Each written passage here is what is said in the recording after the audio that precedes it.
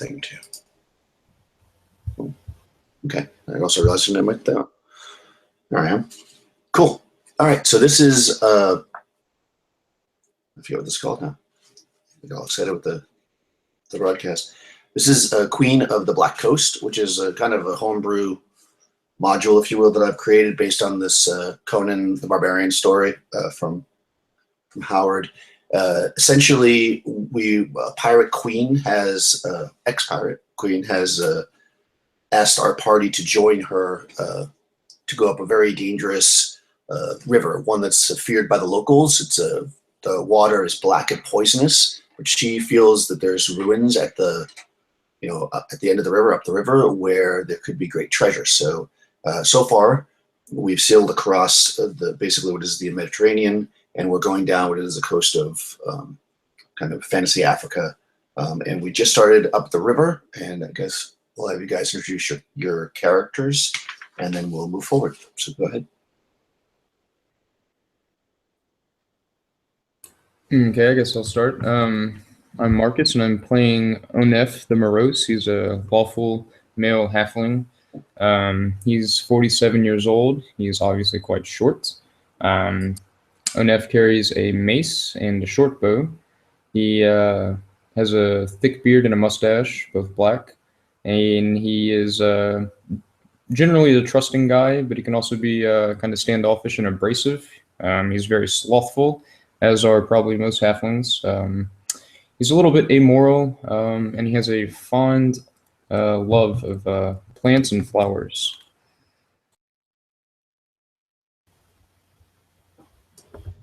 Nice. Okay, I'm Paul, and I am playing Carnides the Pious. He is a priest of Mithra.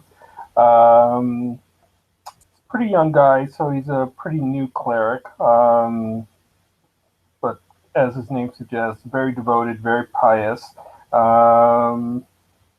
He has a kind of rugged appearance, so kind of a bit roughshod for what one would expect of a priest.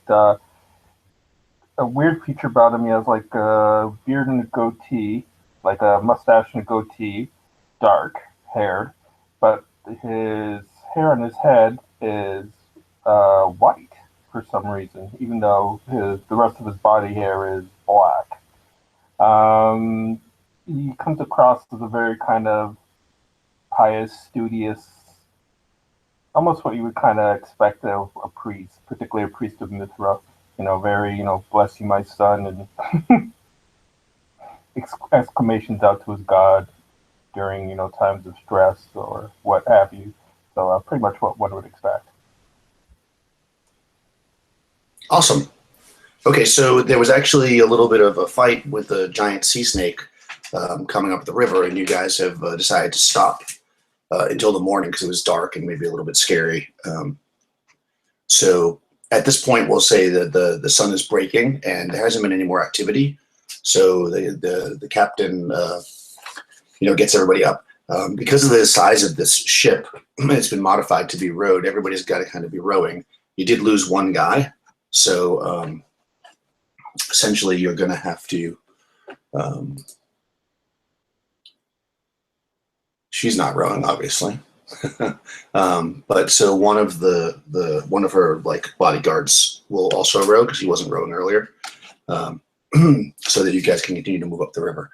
I mean, it can be rowed with like maybe half that many people, but it'll just go really slow. And you're going upriver, so that's why you need everybody.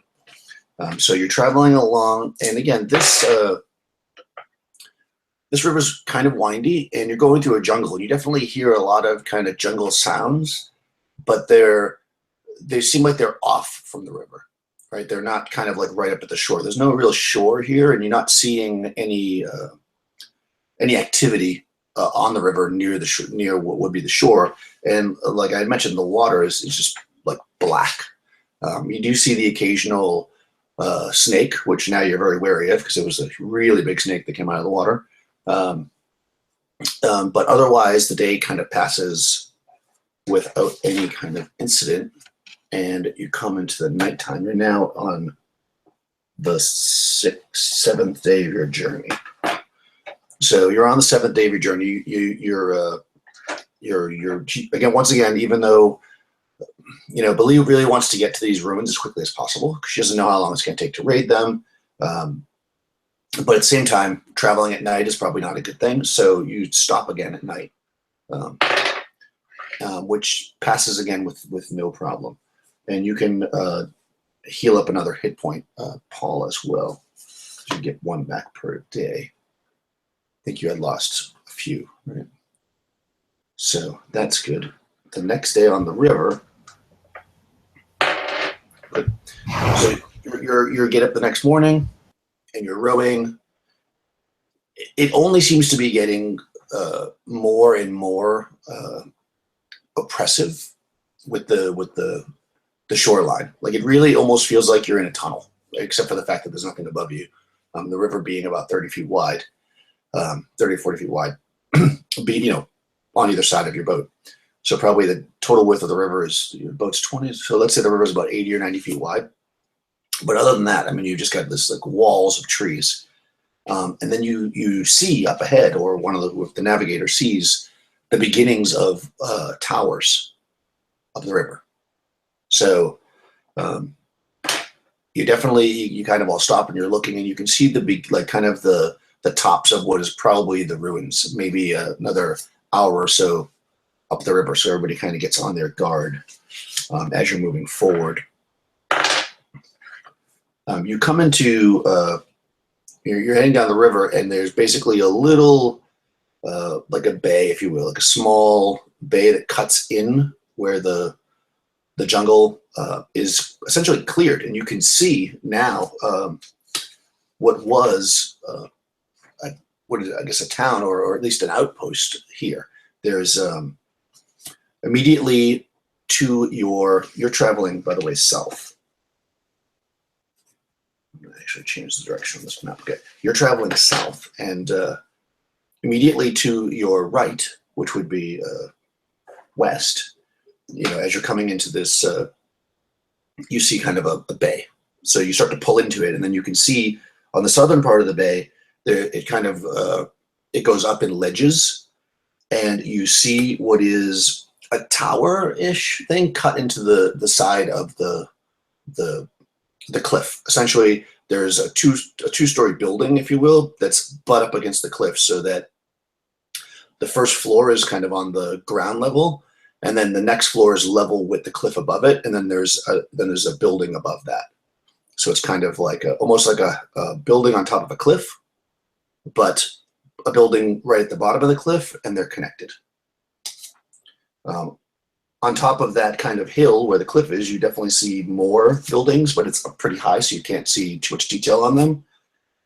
And now the river does have some smaller kind of streams feeding it from this bay that the boat is way too big to go down. So Belay says to drop an anchor essentially in the bay, and there's actually lifeboats on this ship. Each lifeboat can carry 10 people, so just to drop the lifeboats down so you guys can go on shore. There's 23 of you, so you're going to be able to do it in 3 trips. So essentially, she's going to give you, because she wants to explore this as quickly as possible, she's going to give you a little bit of control as to where you think that we should go. You're kind of the mercenaries, if you will. You could you can see basically if you're looking straight ahead, to your left is this building I described that's kind of like a 2-story building but on a cliff. To the right, you basically see a large hill with what is apparently a really huge tree on top of it. You can see the tops of it with some ruins up there. Or you can walk along the river further to see what else you can see. The skinny rivers, the streams, I guess you call it.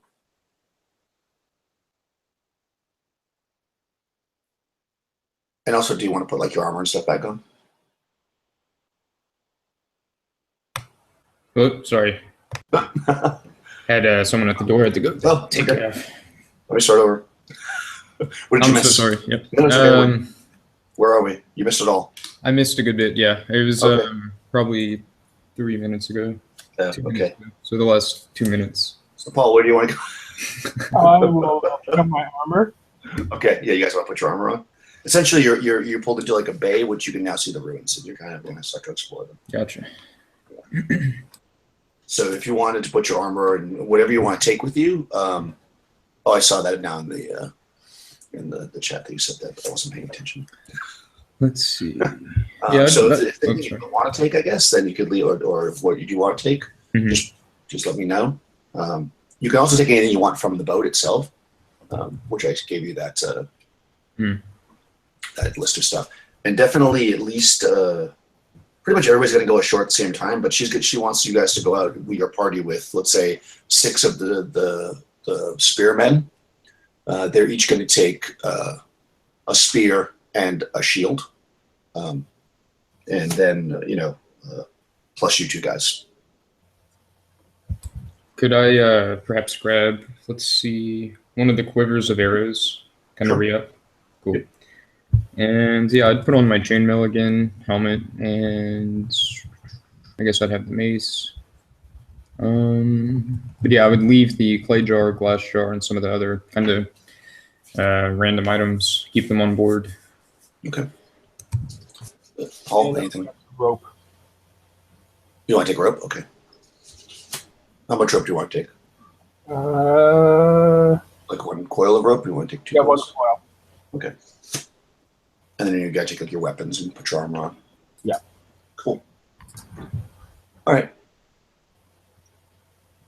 So you basically got 3 main options. You could either, so if you're standing here, to your left, there's this building that's kind of built into the side of the cliff, right? And you can see that on top of the plateau, right, that the cliff is at, there's ruins up there. Or you could do to your right, which is on the other side, there's like a stream in the center. To the right is basically a big hill, which you see a really large tree, and some ruins up there as well. And that side of the shore is basically also is heavily forested. There's a lot of trees and stuff over there. But you could, if you stayed on the left side of the stream, you could walk further along the stream to see what else you see. Because basically you're being blocked by a cliff and a hill, and there's kind of like a little valley in the center that you could, so you don't see what's beyond it really. Yeah, sounds good to me. Kind of push forward a bit, get a better view of things. Okay, so you want to walk down the stream? Yeah. Cool. Okay, so you guys are able to walk down the stream, and you basically come to what is a fork. The stream bends hard to the left, or just kind of keeps going straight forward. There is what used to be a bridge here. It's really in ruins, but it was made out of stone, and the stones are like in the river, so you could like hop across to get through. So you could utilize that. It might be a little tricky, but you could probably get across there. Or you also, now when you look to the left, because now you're on kind of the other side of that plateau, you see what is a really big bridge up high. So kind of like if you had gone on top of the plateau, there's a bridge up there. And on the other side, there's kind of, it's going across another stream.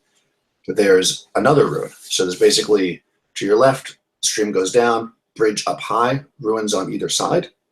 Or to the right, you can now see that hill with the tree still, and you can see that all the land kind of starts to slope up there, and you do see more forest up there. That's pretty much all you can see on that side. I think Anef would already be kind of feeling quite lazy, and he would look to his cleric and say, cleric companion, and say, "Oh, I don't know which way to go. I'm not really feeling it. What do you and your god think?" I look up into the sky and Mithra direct our path and throw out some. Actually, I throw down my holy symbol and see which way it points. Okay, sure, you do that. So I'll just do this. Now, let me know what spells you took too, just so that before we get into anything. Oh, I took protection from evil and what was the other one? Cure light wounds. Cool. Okay, it actually your holy symbol points to the north, which would be jumping across that river and kind of going up those hills. Okay. So Mithra says go north.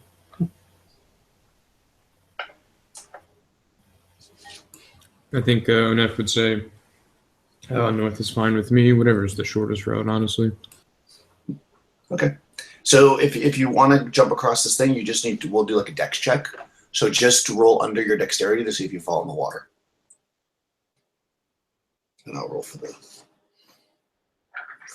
guards. Let's see. So just roll a d20 and just roll under your dexterity. The halfling makes it. Cool. 8's under 15.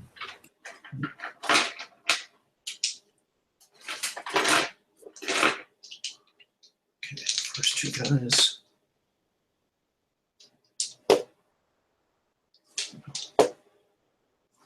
Okay. How about our cleric? A lot of things, but agile and not one of them, so I fall. Oh no, okay. So you fall in along with two of the who seem to be very agile guards. They're kind of jumping across, and we'll say that like as you're kind of with your armor trying to get across, they try to grab you, and so you don't fall in, and then all three of you end up falling in the water. Go ahead and make a save versus poison, but with a with a plus 4. So on your roll, obviously.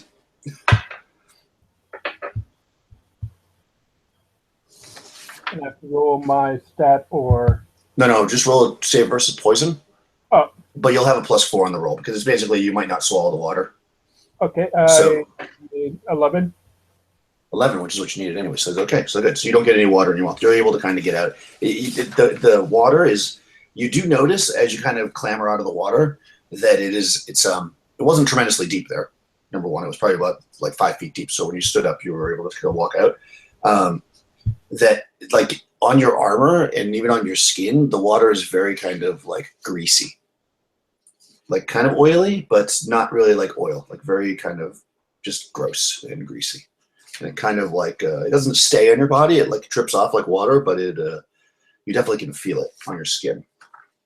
It doesn't feel very pleasant. Cool. So now you're on the other side, and you can see that essentially the more gently sloping path would be to go kind of to the left. You've got this hill to the right of you that you had seen that giant tree on top of, and possibly some ruins. Or there's also to the left now you can see there's another kind of like a big, kind of like the beginning of a mountain. So, but you actually see like a lot of bushes and stuff around there. So again, it's kind of like a valley. You can kind of walk up a hill and through the center, which would be going north, essentially, if you want to do that. Or you can climb up to the ruins in the more difficult path. Onef would definitely be looking at the least difficult path, but would, of course, leave it up to the cleric to make the decision, I think.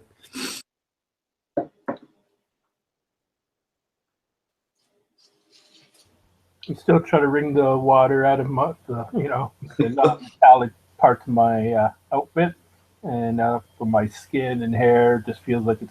And I'm like, whatever's simpler. Because at this point, I don't want to do anything strenuous. Cool. All right. So you guys are walking up the slope, if you will. Everybody roll a d6. Okay. Got a 4. Okay. I got a 3. Okay. So you guys don't notice it, but two of the guards point out to you that near to your left there is a cave. And they're kind of like there's a cave over there, so be wary. There could be animals. There could also be plants and flowers of the most exotic kinds. Could be. Should we check out the cave?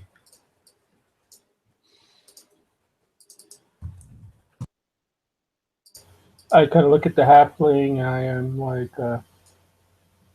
I'm here seeking offerings and treasure for Mithra, plants and flowers, will not build a new temple. Well, I mean, it just, of course, depends on how you define temple. I mean, the inner temple that represents the, as in, blah, blah, blah, and it just goes off on some tangent about beauty and flowers. But eventually he would kind of quiet down and follow. Okay. Nice. So, all right. So you continue to walk up the hill. All right. So you walk up the hill another, which would be probably like 400 yards or so, and you notice that to your right, still where that mound is, that you know that there's some ruins on top of and a giant tree. There's a much more gently sloping path kind of coming up from the back of it, so you could walk up there much more easily now. Or you could keep going straight, and you do see ahead of you what looks to be some standing stones. They're probably like about another 300 yards ahead of you.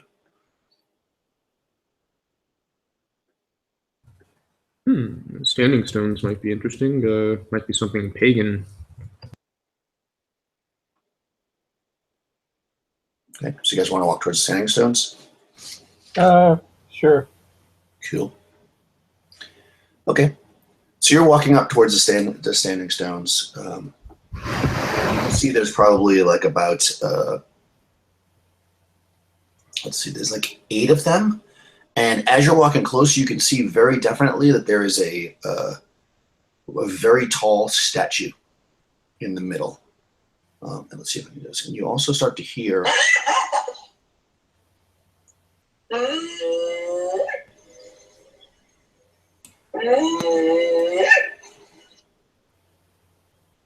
kind of like some strange sounds. And Neff would stop dead in his tracks and say, "That sounds absolutely horrible. Are you hearing that?" I shake my head and I'm like, I am, by Mithra. What kind of monstrous creature is that? And I ready my flail. Yeah, I'd have my short bow out as well. Okay, you don't see anything, but you definitely hear it. It seems to be coming from the woods, which are kind of essentially in front of you. Another like 300 yards away are these standing stones, and off to their right is more jungle, so more forest. And off to their left is a cliff face, so you can't really go that way without climbing. So you are gonna be getting closer to the sound if you were to walk to the standing stones. And the let me just put something here. Okay. Okay. One of the tribal warriors, the spear guys, is really, really frightened. He's kind of like, maybe we should go back and get the rest of the people. Neff would be nodding his head frantically, saying, "Yes, that's a great idea." And he'd kind of be visibly shaking, I think, in his chainmail. I just grip my flail tighter. I'm like, friends, be not afraid. Mithra will protect us and give us victory. Push ahead. Okay. So do you want to go to the standing stones, or do you want to go up the hill to the ruins? I'd say the stones, because you said there was a statue there? Yes, you can definitely see the beginnings. You see like hands, like sticking up above the stones. So it's a very tall statue. Okay. Because the stones are probably like 10 feet tall. But we can't quite identify what the statue is. It's being blocked by the stones right now. You'd have to get a little closer to it to see. Yeah. Yeah. Let's push ahead. Okay. So if you're walking with the intention to see the statue as soon as possible, you can kind of position yourself so you can look through the stones. So you kind of go a little bit east, so you can kind of come at an angle, and you're able to, when you get about 100 yards away, you can definitely see this this statue, which is it seems human, from this distance, of somebody in robes. They have their hands raised up and their head up like that. It's standing on a pedestal in the center of these standing stones, and in front of it is a huge stone slab of a kind of a strange white stone that's like kind of a big block of stone. It's probably like 10 feet wide, maybe 5 feet tall, and this thing's kind of standing behind it with his hands raised to the sky. The statue itself is, with the hands go maybe like 15 feet in the air. So the statue itself is maybe like 12 feet. The stones are probably about 10 feet tall.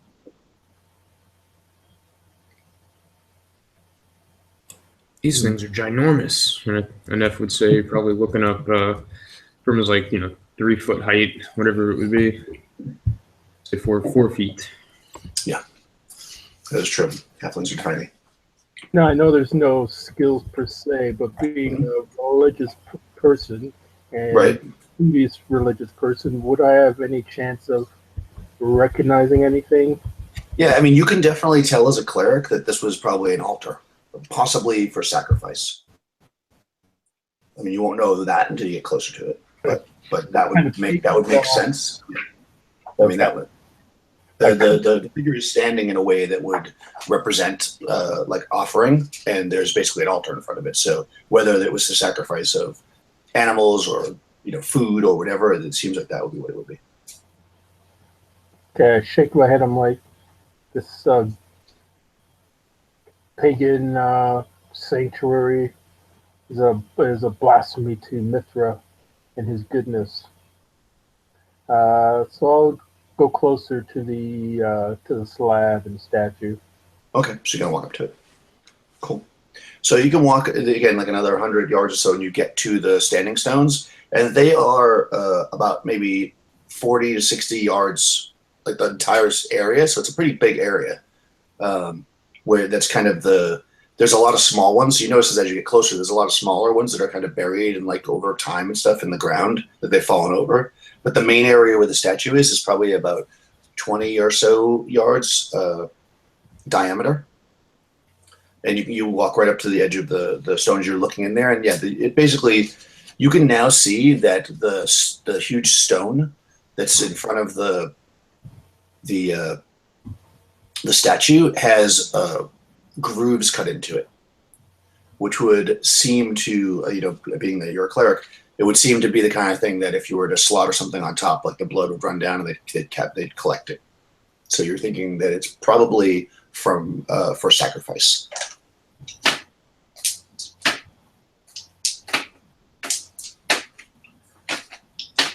Okay, and one more of the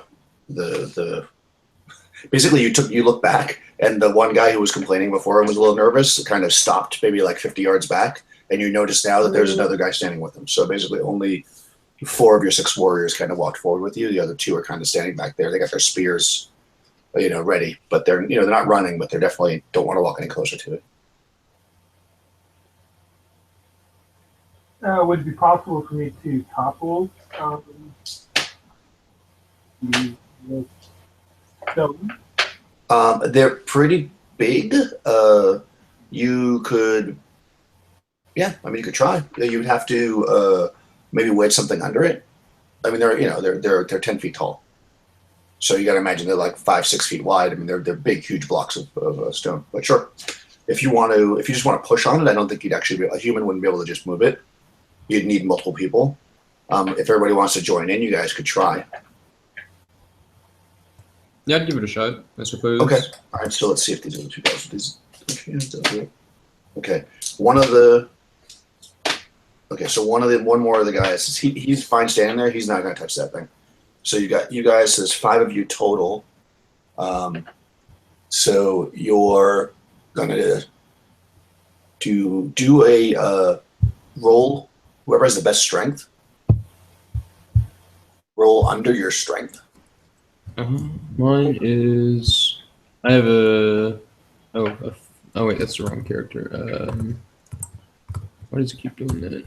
There we go. So I have 15 strength. Okay. What do you have? 18. Okay. Oh, nice. Cool. You're super strong. Okay.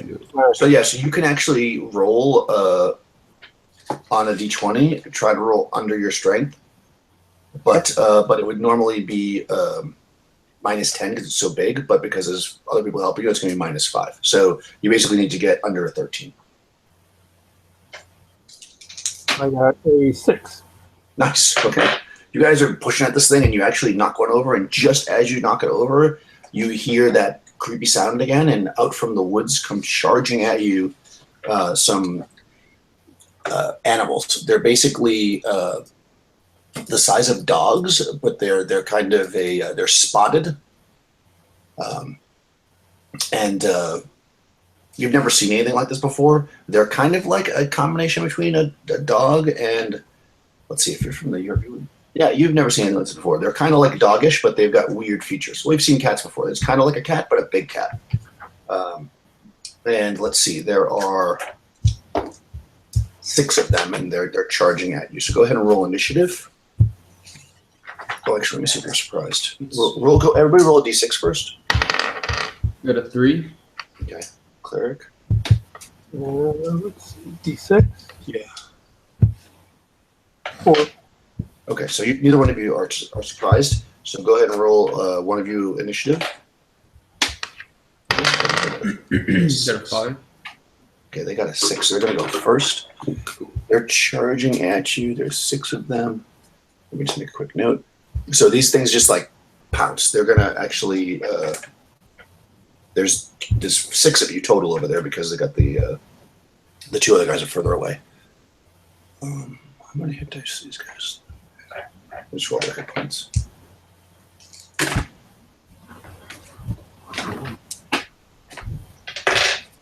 Okay. Cool. All right. So they are going to attack. I guess there's 6 of them and there's 5 of you. So you'll do 1 attack each, and then I'll roll randomly for the other one. So let's see. The first one we'll just go in order. So Marcus, the first one attacks you, and it gets a 14. What's your armor class now? With armor. AC. Well, I'm blind. Where am I looking? Oh, 4. Okay. So it needs a 13 hit. You rolled a 14. So you get hit. Mm-hmm. Cleric. What's your AC? It is.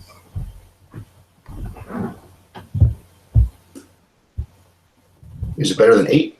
It probably is because you have armor on now, right? So Yeah. you do not get hit. Yes, 6. Cool. All right, so you get missed, and then the other 3 guys, they've got shields only, so their armor class is 8, which means that it only needs a 9 to hit them. So hit, and miss. Okay. So Marcus, you got hit, and so did 2 of the spear warriors. Okay. So you are taking some damage from this thing leaping on you and scratching at you. It does a 2d4 damage. It does 6 points of damage. Oof. That drops me to 1 hit point. Wow, okay, that's a lot. The other one that hits the warrior kills him and kills him. All right, so the 2 of the warriors are down now too. And then there's a random one other guy that attacks. So that's this guy and that guy. The random guy will attack. He could have attacked any one of you. Okay, he's actually attacking the one warrior who's still standing. And he misses. Okay, so your go. There's basically the 2 guys, by the way, that were frightened. They've regained their monster, and they're charging forward to help now. So you've got 6 of these kind of cat-like creatures attacking you. So just so you know, because you guys are new to basic, so you've got a couple of options. You can, as far as combat in general, you can actually do what's called a fighting retreat, which means you can move half your which actually, if you have a bow in your hand, you're going to need to do because you're in melee right now. You won't be able to use the bow. So you can move half your movement without getting any penalty with them getting a special attack on you. Or you can run, obviously, and then they'll get a bonus to hit you because they're attacking your back. Or obviously you can just normally fight. But those are basically your 3 like kind of maneuvers in melee. But the way it works is missile fire goes first. Well, movement, then missile fire. So you can, if you're going to use missile fire, you can back up doing the fighting retreat, and then you'll be able to shoot. If you want to melee, then you can just obviously just attack. That makes sense? I think I covered everything. Yes. Yeah. One Or if you just want to run, you can move your full movement, but then they'll get if they chase you down, they'll get a bonus on attacking you. What are these creatures greater than a human, like size wise? They're as big as a dog. So Okay. Sorry Oh, right, because they would get okay. Yeah, no, yeah, that's they good would to know. they would get a bonus when attacking me. Or a penalty. Penalty. There we go. Yeah. No, they're like the size of a dog. Ooh. So, what would you guys like to do? I am definitely going to try to retreat, being that I have my bow out. Try to get out of there. I think, yeah, that sounds good. Okay, I'll do fighting retreat as well. Okay, so you can move half your distance, have your distance, you back up. So that will still leave you within short range. So you guys can make your missile attacks with +1. Mm-hmm. 2 hit. Go ahead. Cool. So I guess I'll fire off a shot at the creature that hit me, Okay. slash. So 15. So a total of 17. Nice. Hit. Nice. And 6 damage, heck yeah. Wow, cool. Okay, that sticks in him, doing it's a really good clean shot. It doesn't seem to weaken him that much though, but he's definitely hurt. Okay. Paul? Since I'm retreating, would I still be in melee range? No, if you want to do that, then you would not be in melee range. Exactly. You can't melee then retreat. Your movement always happens first. So basically, if you only do that if you're going to either try to run, or if you have a missile weapon. Because if you attack, you can't attack then move. Basically, you have to move then attack. If that makes sense. Yeah. So yeah, if you're using like a melee weapon, then you should probably just hold your ground, and then you'll go next. Okay. Well, yeah. I will hold my ground then. Yeah, so you can then go now because nobody else is. Actually, no, there's the two warrior guys. They have spears, so they're also gonna. There's one actually standing next to you, and the other 2 guys are charging forward, so they are moving during this round to get there, and they can move their full movement because they're not in melee. So they basically join you, and now at this stage, you can attack with a melee attack. Okay. I'm assuming you're attacking the one that was attacking you. Yep. Okay. So it's got a 7 armor class. And you'll get, I guess, a +3 to hit because you have 18 strength. That's good. Like a 13. So, yeah, that should hit. You only need a 12 anyways, plus you get a bonus. Cool.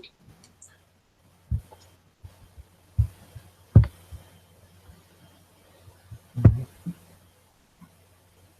6 damage. Nice. Okay. Also, this one's pretty wounded, but it's still not didn't fall over or anything. The 3 guys with spears are going to all kind of run forward and attack. Oh, and they all hit. Cool. I'm going to say that they're just the nature of how they fight. They all team up on 1.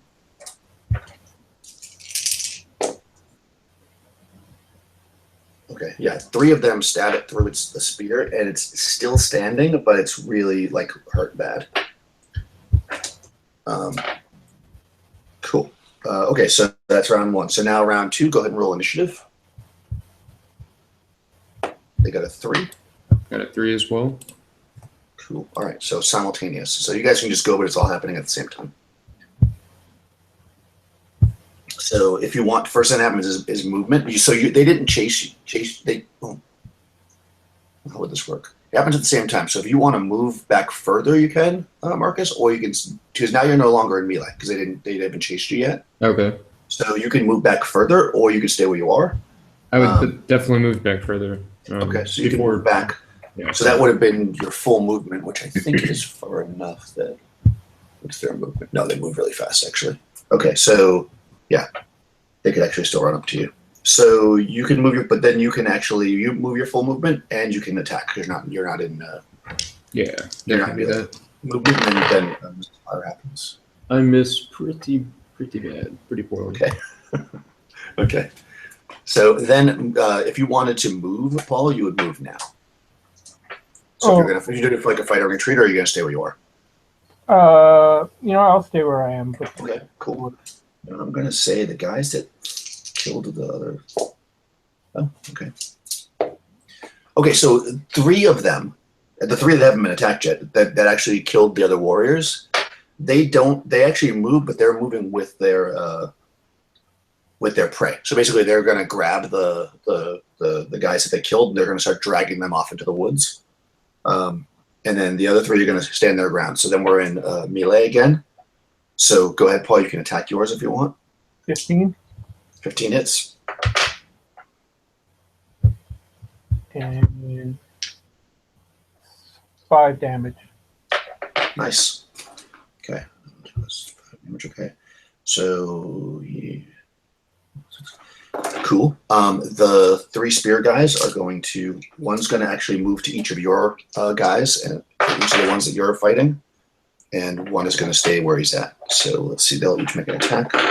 So first, the guy that's attacking Marcus's, he misses. The guy that's attacking, oh, nice.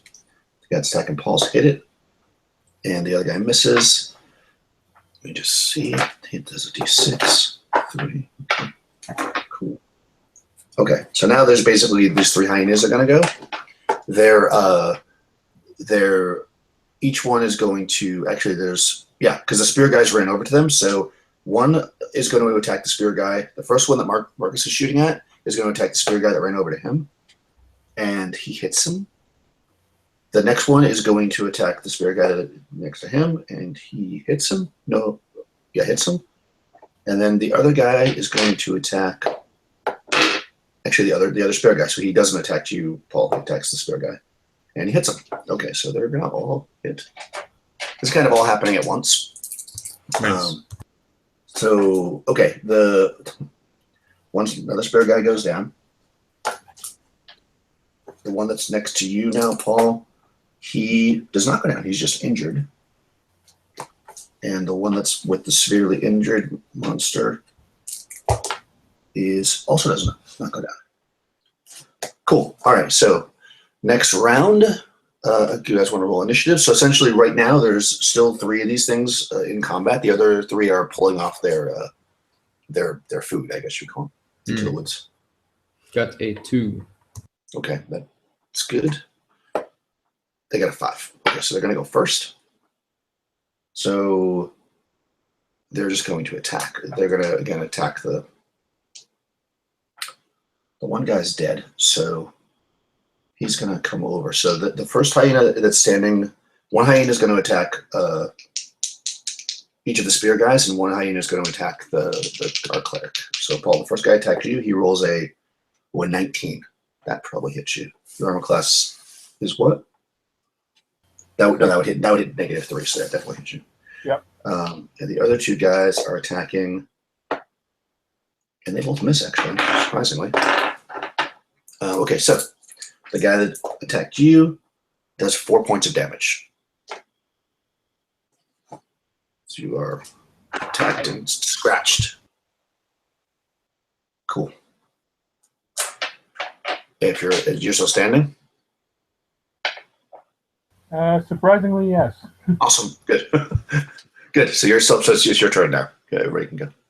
Technically, missile fire happens first, so go ahead and shoot the bow, Marcus. Cool.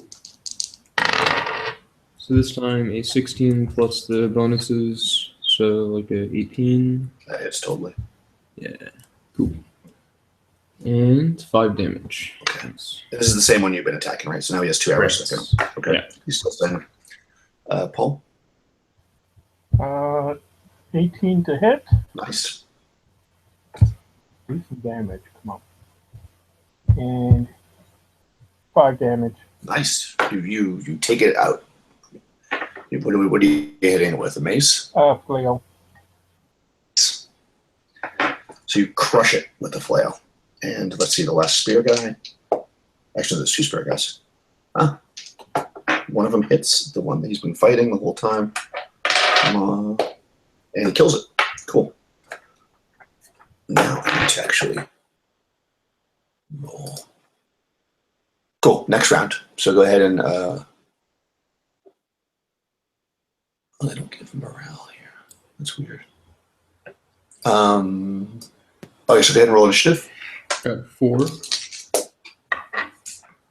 Cool. And they got a 1, so you go first. So there's one guy left.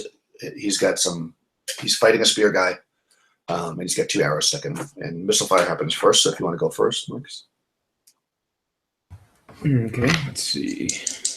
Cock back the bow. And a 14 total. That hits. Okay, and 6 damage. Nice. The arrow sticks into him. He kind of staggers for a second and drops. Just enough to kill him. Very nice. By now, it's been a few rounds. The other ones are in the, like, you can kind of hear them rustling in the trees, but they've pulled their prey away. So we're out of combat. So you're standing here next to the standing stone that you knocked over. 2 of your spear guys are wounded, and 4 are dead. Onef would be more than shaking at this point as he calms himself down and say, "Oh, I'm ready to go home. I don't, I got to take care of those plants and things, and I really don't trust that witch of a wife of mine to be doing that. Oh, that was just horrible. Are you okay, cleric?"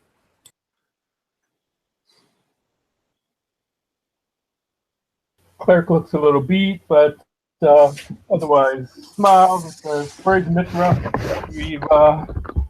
we are victorious." Onef would give you a big toothy grin, probably full of blood and things. Put it in blood, I think. Cool. So you're here. It didn't seem to. I mean, you're looking under the stone, I guess, or looking around the stone that you just knocked over, and you can see that it's basically been there for a long time. I mean, you can kind of tell that. It doesn't like shatter or anything when it falls; it just kind of plops down.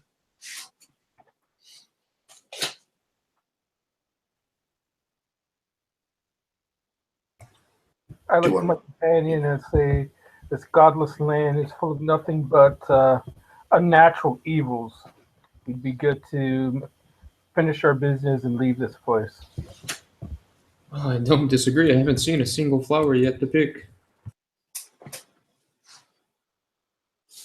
Cool. So yeah, so you're basically standing not really on a hill, but you're at the kind of the top of a rise. There's kind of a cliff. I mean, if you're looking back towards where you came from, to your right now is kind of a cliff face, and to the left, if you kind of went down a little bit, which would be to the east a bit, is that hill, the slope that goes up the easier side of the hill that you guys chose not to climb up because it was pretty rough. Or you can go back the way you came and go back and get reinforcements or to report on what you've seen, or you could explore the statue or the standing stones more. I suggest we explore the statues and stones a little bit more and then go back for reinforcements. Yeah, it sounds good. Cool.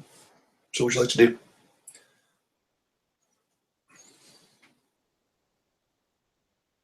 I want to examine the statue and stones a bit closer, see if I can figure anything more out, because I want to figure if I might recognize the deity that this place is sacred to, Okay.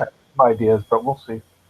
Yeah. So you walk up to it, and now that you're close to the standing stones, not the standing stones, the what is clearly an altar, you can tell that it's very, very ancient, like possibly in a time before man. Like it's definitely not anything that you recognize.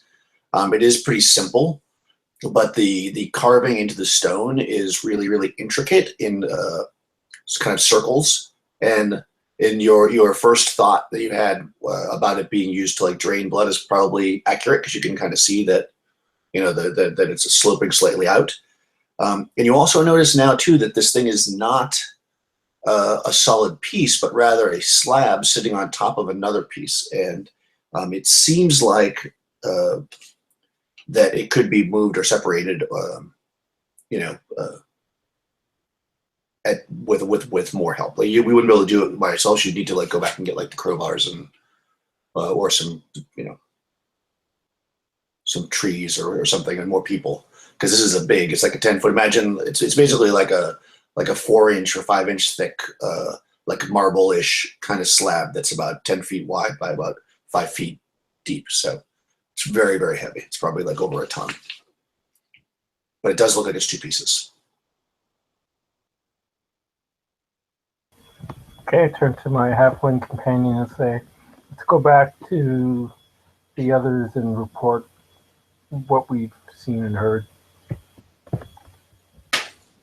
Sounds good. I could use a rest and probably a stiff drink myself.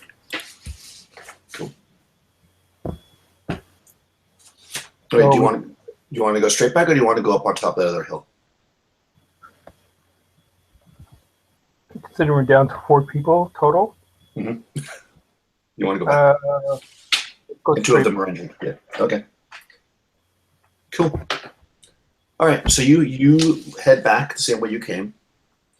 You're gonna have to jump across that that thing again. So go ahead and make a dex to see if you fall in the water.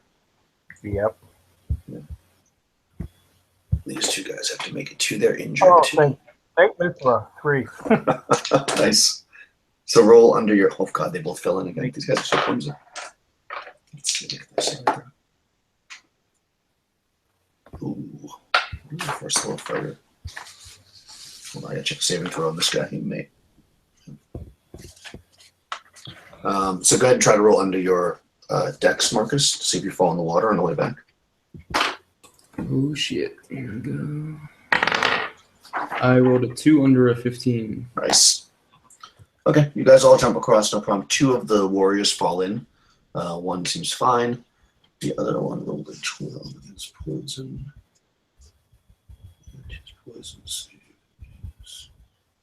Well, okay. All right, good.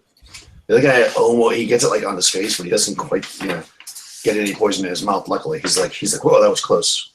But he's able to just miss it.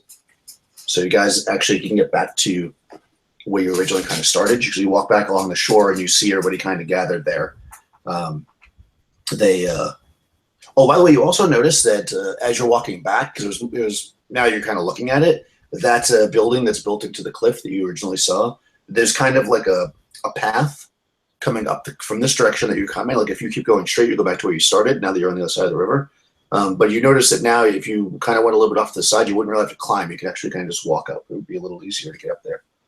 But anyways, you walk back down towards the where the rest of the crew is waiting, and Lily is like, what did you find? I don't see any treasure in your hands.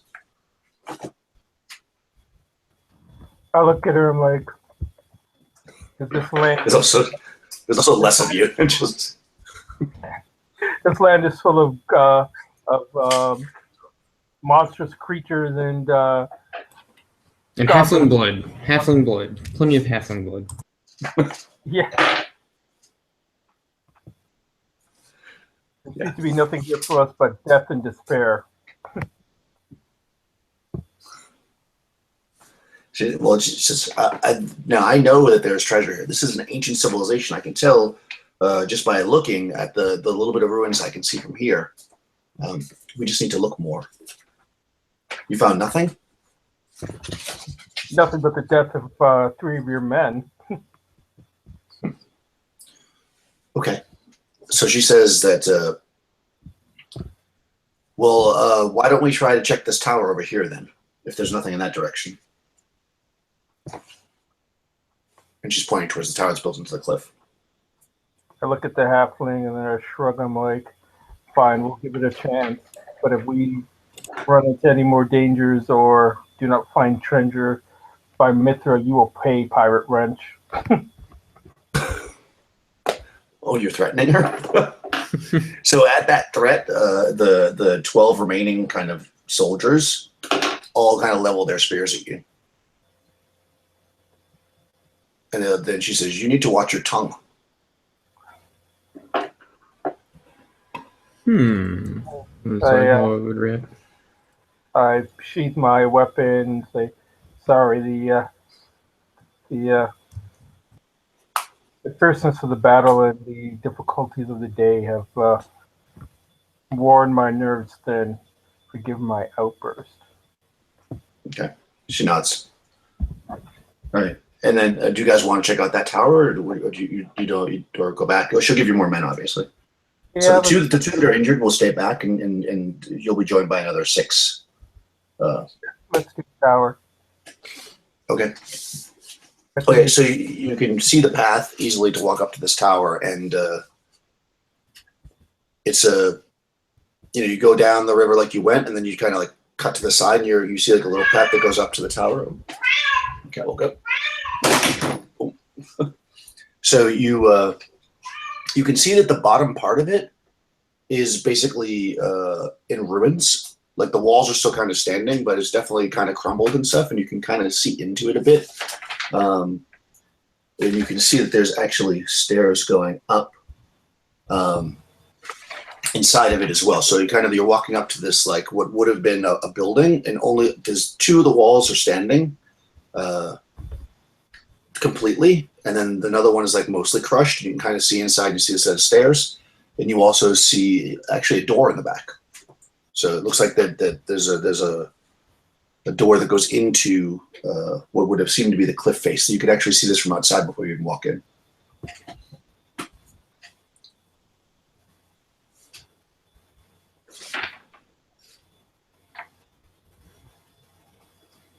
I look at the halfling and I say, try the door. So you want to walk in? Yeah, I guess I would try I would go first, I suppose. With my mace out, as blood is running down my arm, probably still. Okay, so you walk in, and once you're inside, kind of because it was kind of hidden in the corner, you couldn't really see it till you entered. You definitely see a very, very large bee's nest. It's not really, you don't have to walk past it per se. It's probably like about 20 or so feet away from you if you're going to go to the door. But there is a bee's nest there, just so you know. And you walk up to the door, and it is a bronze door set into basically the cliff face. And there's a large handle on it, and it has some writing on it that's from what you can imagine to be like a dead language. This looks like, because you're kind of looking around now, that this may have been like the entrance to like a guard tower. It's got you can see that it's pretty empty except for some like stone benches that used to be along the walls. And there's scraps of what appear to be like old weapons, like completely like deteriorated and just kind of like on the ground. No wood, obviously, because it's super, super old. But there's some bronze weapons that are very like pitted and stuff, and pieces of them anyways on the ground in here. So yeah, so there's a door in front of you. Do you want to try to pull it open, or? Yeah, I'd go for it. Maybe check it first for any kind of traps or something. Okay, so you could roll a d6. Cool. Yes, I guess technically I'm supposed to roll it. Let's see. Roll a 6. Okay. No, you don't see anything. It seems to be pretty straightforward. Yeah, just open it. Cool. So you pull the door open, and as the daylight starts to flood in, so you can kind of see into the room, you hear this like horrible, horrible, high-pitched scream, and what you can see in there is kind of giant, what appear to be giant mushrooms, and they seem to be screaming really, really loud. I wonder. You know what? Roll under your intelligence, Marcus. Since you are into plants and stuff, you might actually know what this is. Okay. My intelligence is 10. I rolled a 9. You've heard of these things, and they are aptly named shriekers. And when they're exposed to light, they start to scream, and they are doing that right now. There's 5 of them. I would relay this information to my cleric friends and say, the light.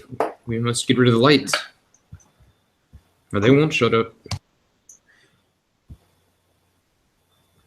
So, you want to close the door? Is that what you're saying? Yeah, I think I would slam it shut. Yeah. Cool. All right, you slam the door shut. And as you slam the door shut, and as you turn around to tell your cleric friend that, you see flying at you guys 3 giant bees from that bee's nest who have been alerted by the shrieking sound. So go ahead and roll initiative against the bees. Oh, crap. 1. Oh. Oh, they got a 6. Okay, so they're going to go first. So 3 bees kind of come flying at you guys. I mean, luckily there's 9 of you because the other guys came in as well. So let's see who they attack. So you guys will be again 1 and 2. So the first one attacks one of the spear guys. Second one attacks a spear guy. Third one attacks a spear guy. Okay, so 3 of the spear guys get attacked by these bees. The bees are only hit dice this time. Actually, I don't think the bees hit them at all. The bees come flying at them, and they actually they get swatted away with the shields. You know, the guys use their shields to swat them away. So it's your turn. There's 3 giant bees wanting to sting you. You guys can all attack. I just want to make sure that they didn't hit them. But I'll Swing my mace at one of them. Cool. I'll swing my mace at. A 2 to hit. Okay, so that didn't hit. Or 4 rather. Or no. Yeah, so it definitely hit. Yeah, no, they're armor class 7, so I think that you would need more than that. 13. Yeah. So go ahead and are you also attacking, Paul? Yep, I am. Let's see.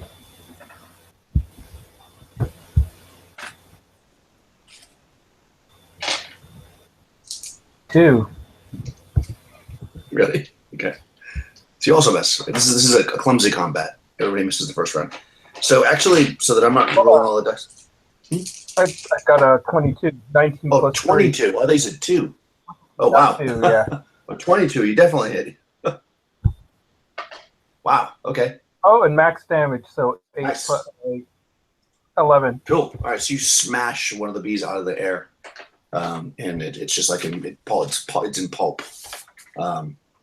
So go ahead so that I'm not sitting here rolling the dice. You guys each make 3 attacks for the spear guys. You'll each be 3 spear guys.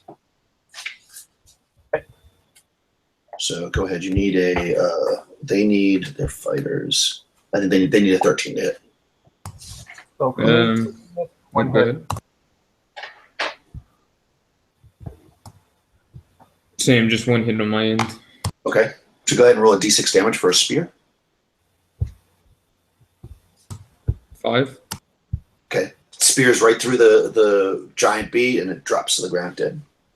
My guy got a 6. Nice. Same thing. Drops to the ground. So you quickly felled the giant bees. And yeah, then the shriekers actually stopped shrieking.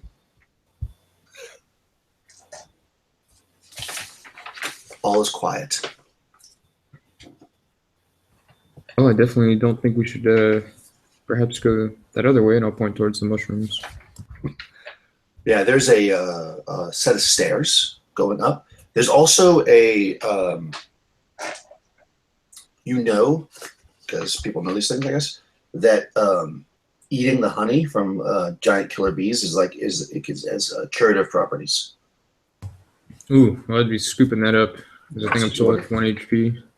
Okay. So go ahead and if you want to eat that, you'll get healed. Yep. For 3 hit points. Nice. Cool. 4 out of 7. Not bad. Got 11. Good. Okay. Do you? I'll say that there's enough for both of you guys each. You get healed for 4 hit points, Paul. Nice. So you want to eat it as yeah. It was enough for 2 doses, we'll say. Very cool. Assuming you ate the honey. Unless you're allergic to honey, then you're dead. Yeah. It would be allergy. Okay, right. So you're kind of in this like lower part of this tower, and there's it's actually a spiral staircase made out of bronze. It looks kind of rickety, but you think it'll probably be fine. And you can see that there's a hole in the ceiling. You can kind of get up to the next floor if you want to climb the staircase. Otherwise, you don't see any other way out of here. Yep, let's climb it. Sounds good. Cool. Okay, so you climb the staircase and you end up kind of on a large outdoor balcony. So you're basically on the roof of that building. You see a door, which is was likely a wooden door because it's basically gone now. You just see kind of like the the metal parts that held it to the wall, to the kind of southwest of you. But sitting right kind of dead center on the balcony is a statue, a pretty big statue, about 4 feet tall, of a bird, a hawk. And also, like sitting like next to it is a pedestal, and on that pedestal is a spyglass. Ooh, a big seeing thing. And I'd run and grab it. Okay. So you grab the spyglass. It's actually made out of bronze and glass, so it's not it's like pitted, but it still seems to be like it doesn't fall apart or anything when you pick it up. Mm-hmm.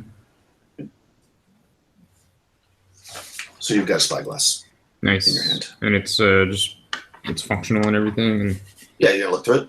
yeah. I'll just look at What do you want to look at? What do I have in front of me? So basically, if you look, if you're standing kind of at an angle, kind of straight ahead of you, so opposite the door would be like northeast-ish, is the halo with the giant tree on it, and also beyond that is the standing stones. And to your left, your extreme left would be that other set of ruins, and then of course to your right would be the water, where you came from. Let's look at that other set of runes. Cool. All right, so you turn and look through it. And as soon as you look through the spyglass, your kind of vision blurs for a second, and then all of a sudden, you're not seeing through your own eyes anymore. You can just tell this all of a sudden because you see yourself, and suddenly the vision that you're seeing goes up into the air and starts flying to the area that you were looking towards. Paul, you notice when this happens that statue of the hawk basically animated and took off into the air. So it didn't attack or anything. It just like went up and it just flew out away as soon as that happened. So you're kind of looking through the eyes of the hawk essentially, and it flies over to that other set of ruins, which is basically a set of towers, which are partially collapsed with kind of a wall and a courtyard, and then beyond that is another building, which is actually in pretty good shape, and it has a domed roof, and that domed roof is apparently made out of gold. And sitting on the roof is what looks like a giant, kind of a combination between a giant ape and a bat. An ape and a bat. Yeah, but like a giant ape and a bat. So it's probably like about 10 or 12 feet tall, and it's got bat wings, but it kind of looks like an ape. Now, make a saving throw against spells. Okay, let's see. My spell is 12. So I got to get over it, right? That's correct. No, I got a 5 under the 12. Okay, cool. So the hawk is flying around, and you're seeing things, and all of a sudden it stops, kind of like stops, almost like a pause in the air, and then it turns, and you see, because you're seeing through its eyes, you see it start to fly right back towards you in a pretty vicious beeline. Oh no! And yeah, it's basically coming back at you, and it's going to attack you. You can tell. Oh shit! So basically, this giant hawk is flying down. You see this giant hawk flying at you, Paul. If you want to make a missile attack, Paul, you could do that before it gets to you. If you want to put your sling on or whatever. Paul said he had someone at the door as well. Actually, I think a couple minutes ago. Oh, there he is. Yeah, I should probably look at the chat. Oh, you died again. Basically, this giant hawk coming, Paul. If you'd like to make a missile attack at it before it gets to you, you can do that. Okay. Cool. I probably should look at the chat one of them. So it's a giant hawk. Let's see, hawk. 10. I do not think that will hit. But yeah, it definitely doesn't hit hawk. Okay, so you don't hit it. So go ahead and roll initiative. It's going to be at you guys next round. Okay. 6. Nice. Nice. Good. So I guess you can now pull the spyglass from your eye, obviously, and while it's flying towards you, I'm assuming that's what you did. If you want to make a missile attack, it's not quite at you yet because you're going to go before it. So I'll let you each have one missile attack before it gets to you. Yeah, because you went before it. So go ahead and before it gets to you. Let's see. I got a 12 to hit. Nice. So its armor class is 6, so that does not hit it. Cool. You probably need a 14, I guess. Hmm. Actually, yeah, that's fine. I'm making You it. got 14. You'll need a 14, yeah. Modified 14. I got 13, of course. Of course. Okay, so it now let's roll it. Now it moves. And it's its turn, and it's going to be basically in melee range on the next round. So go ahead and roll. If you beat it in initiative, you'll be able to make another missile attack before it gets to you. Otherwise, it'll be too close to you. You'll have to do a retreat or whatever. So it's 3. Oh, and the spear gun. Another missile gun. Yeah. So this is Initiative. initiative? Yeah. Okay, I got a 4. Okay, good. So you go first, so you can actually get an attack off. Okay. Let's see. Oh, the 4. Cool. No, that's not good. Did you also want to make a missile attack, Paul? Yep. Okay. 18. Nice. And I do 3 points of damage. Nice. So you hit this thing, and it's kind of like made out of stone. So like when you hit it, like pieces of stone fall off of it, but it's still flying towards you, and it closes for combat. And at this point, the spear guys will be able to attack because they couldn't attack before. So if you guys want to each make 3 attacks for the spear guys. Yep. You'll get that kind of as it's coming in at you, and then I'll determine who it attacks. Okay, I know it's trying to attack. Got 1 hit. Nice. Yep, 1 hit. Cool. So roll d6 for damage. Got a 4. Good. What do we roll for damage? D8? D6 for a spear. 6. Nice. Wow, perfect. Okay, good. So the hawk is swooping down like it's going to take our little halfling friend away. And these 2 guys step up with their spears and just jam it through, and it basically shatters into dust. Nice. And then you notice that I guess you probably dropped it. You look down at the spyglass, and it has turned to dust as well. So it is gone. But you did see the other place. Oh, and actually, you just you look, because now that you know what you're looking for, you're kind of look back in the direction that you were looking before, and the thing that was the giant bat thing that you saw, you don't see it anymore. Like, not that you would have been able to see it that close, but you now know it's there. So it may have been mistaken for a statue before, but since you saw it so close, it's not there. So yeah, you basically you can see, like, you're looking down, you can see the rest of the group still kind of hanging out on the shore. Mm-hmm. And there's a door here. Mm-hmm. If you want to proceed through, keep on this direction. Yeah, I guess we'll keep going that way, if that works. Yep. Cool. So you come in, and this room is basically a stone room. It's about 15-foot square. It's not a very big building, and it's got lots of little kind of windows, but they're very thin, almost like you'd shoot an arrow through. And it's mostly empty, from what you can tell, because everything seems to have deteriorated. Because again, this is super, super old. There may have, you look on the floor, you see like pieces of metal and what seems to be like might have been wood or nails or something, and they're very, very deteriorated and kind of gone. There are, though, interestingly enough, torches on the wall. There's bronze torch sconces, and they're holding torches. There's 5 torches.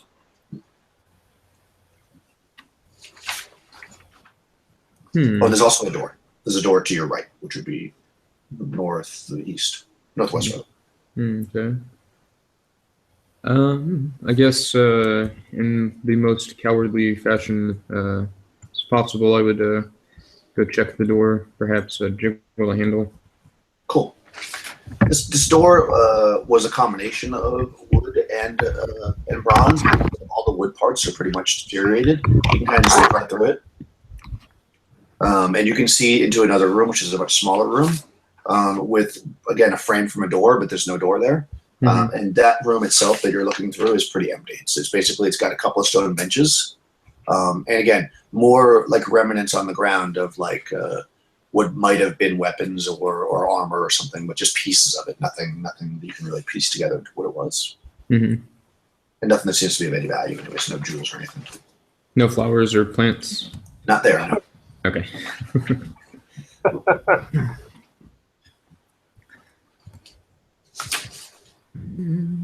It's I pretty look at dark. my house and I shake my head. I'm like, this treasure hunt is turning into nothing but a death hunt. Couldn't have said it better, my friend. Any longer, and I'm afraid we're not going to make it back. But I don't know. Maybe we should keep pushing ahead. I don't know though.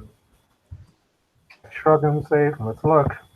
And we guess we go through the door because that's the only Yeah, you way. can go through that door, and then through the other door, you can just walk right out. Essentially, now you're on the top of this plateau, and to your left, there's actually another building, which is also pretty much in ruins. But you can clearly see a door that you can go into if you want to go in that building. And then straight ahead of you, though, is that bridge that you had saw before that was kind of separating the two areas. And all around the bridge, growing are roses. Oh, White roses at that. I love roses. I would be incredibly excited and say, "Ooh, you see that? Finally, roses." Head in that direction. he doesn't care. He's like, I'm coming. Cool. All right, so you're heading towards the rose bushes. So you're walking towards this bridge is about 10 feet wide, and it's got this is like a very sturdy bridge. And you're heading towards that other set of ruins, of course, the ones that you had seen the creature on the roof of. And you're walking. So it's about 30 feet away. And do you want to just go across the bridge? Do you want to look at the roses? Do you want to look at the building before you go over there? What do you want?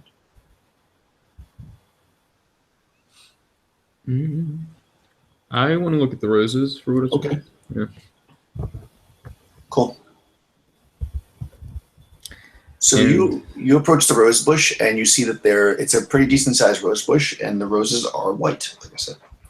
And as you approach it, you actually see it start to move. Like you're probably like 10 feet away, and like you just notice that it's starting to like move, and it doesn't seem to be moving by the wind. Interesting. Can I smell them perhaps? See if they're, You're gonna walk closer? Okay, sure. Go ahead and roll initiative. Oh shit. Of course. A 4. Okay, of course, they're going to go simultaneously. Sure. So basically, you go forward to sniff these things, and it just like reaches out to try to like stick you with its thorns. So go ahead, you can make your attack. It's going to attack you as well. Let's see. I guess I'd use my mace. Yeah, gets done. Oh, I missed very, very poorly. Yeah, it also misses you. So go ahead and I guess the spear guys. Seeing that and being freaked out and being there to protect you are also going to step forward. So this next round, go ahead and roll initiative so everybody can get involved if they want. 1. One. What? 5. Okay, it's going to go first. You're the only one really standing there, so it's going to attack at you again.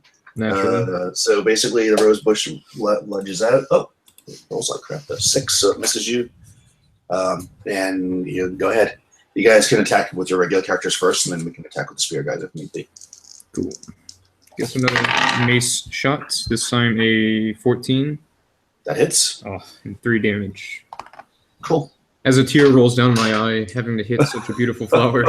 It is beautiful, and as you hit it, you can definitely smell like a beautiful fragrance. Yeah. Yeah, it's sad. I grab my flail and I'm like, devil weed, Mithra, damn you, and I swing with it. Hit for 15 Nice, that hits. and 12 damage. Wow, 12. Very nice. Nice. That crushes the rose bush, and there's like only a handful of flowers left. And I guess it only has 2 hit points. So go ahead and roll 3 attacks each for the spear guys. Cool. Like, all you really have to do is hit it. Pretty much, it's probably gonna be dead. But What do we need to hit? you would need a 13. It's on class 7. Well, I've got- Damn. 1 hit, Okay, so 3 damage. that Alright. would kill it. Nice. Cool. So yeah, they chop into its roots, and it seems to be no longer moving, and there's just petals all over the ground. It's a little sad. Oh yeah, I would. Tears would definitely be forming in my eyes as I say, "Well, that is such a waste of such beautiful potential." So much for my treasure. And of course, now you can walk across the bridge unhampered if you'd like. There's nothing else on the bridge or blocking your way, I should say. Yeah, I would stomp off a bit more pep in my step than usual. Probably kind of pissed. Nice. Cool. All right. So you walk towards what used to be basically towers. Two towers with a wall around it, kind of blocking off this area. There are still doors there, though. There's kind of like towers and like knocked-in doors that are, again, they're bronze, but you can like walk through them without having to open them. They're just kind of there, hanging there, into this kind of courtyard.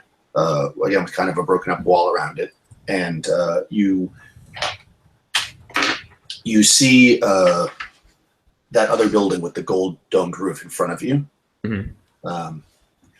And you hear that sound again, that hyena sound as well. You start to hear that, but it sounds like it's coming from further back from where you came, not from in front of you. However, jumping out in front of you, with surprise, are some snakes. Ooh. Cobras at that. 3 snakes jump out at you, and they spit at you. Let me just look them up quickly. They're kind of in the rocks here. Okay. This is another snake, maybe. Snake, there we go.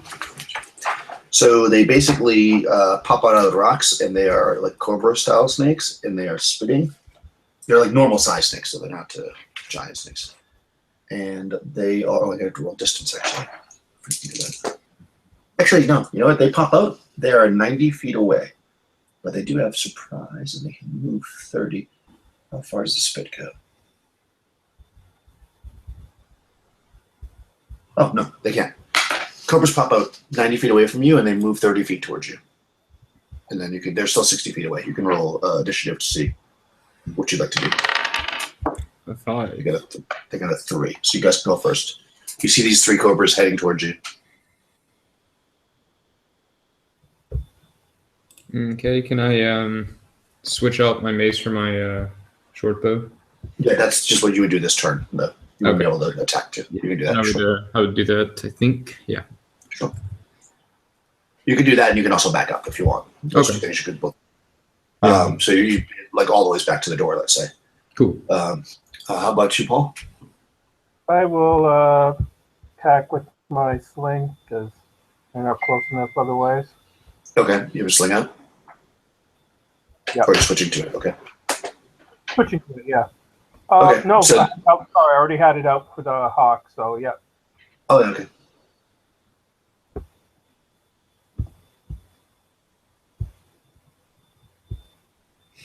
And I So got it's got 7 armor class, so you needed 13.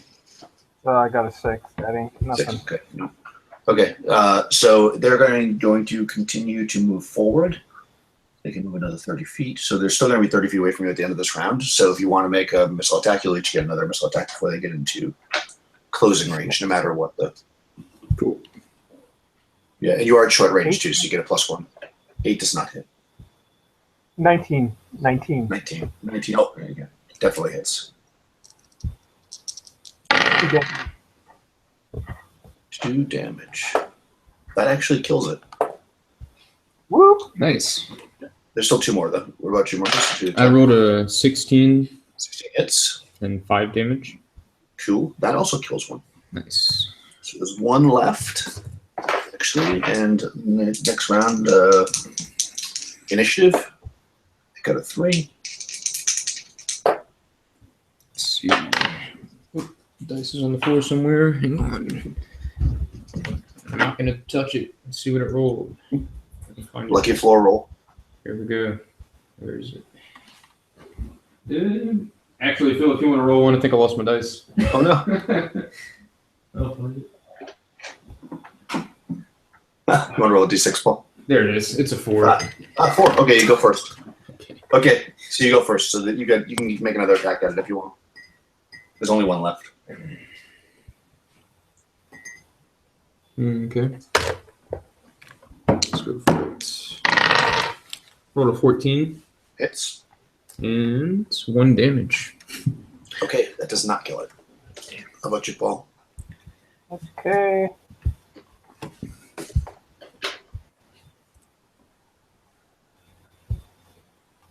Uh, 13.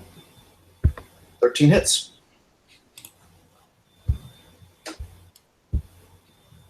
One damage. This doesn't kill it. Cool. So you guys batter this thing with an arrow and a sling stone, and then it quickly retreats down through some rocks and kind of falls out of sight. It runs away. Nice. Cool.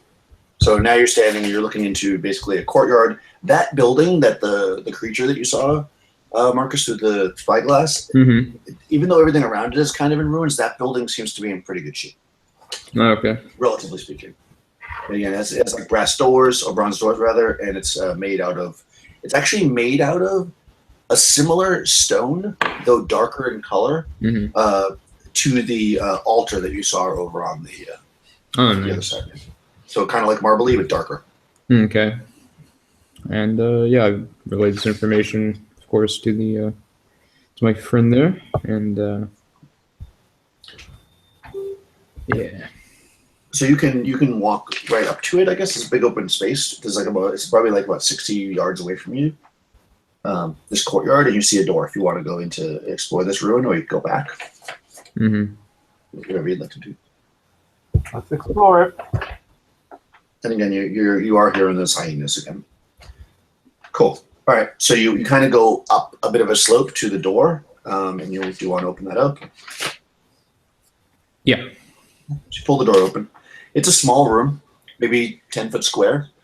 And there's actually on the ground what looks like it may have been inside of a bag that is now deteriorated. There's a small pile of coins. They're silver. Nice. How many? There's 100 of them. Ooh, look, some treasure for you. Yeah. There's 100 silver coins, and they're definitely, when you look at them, the signs that they're minted with are not anything you've ever seen before. They're definitely very, very old. And they may have been inside of a bag or something, but the bag is deteriorated and gone now, so you'd have to put them inside something else. Yeah, I would tell the cleric, ooh, do you think your god Mithra would like these?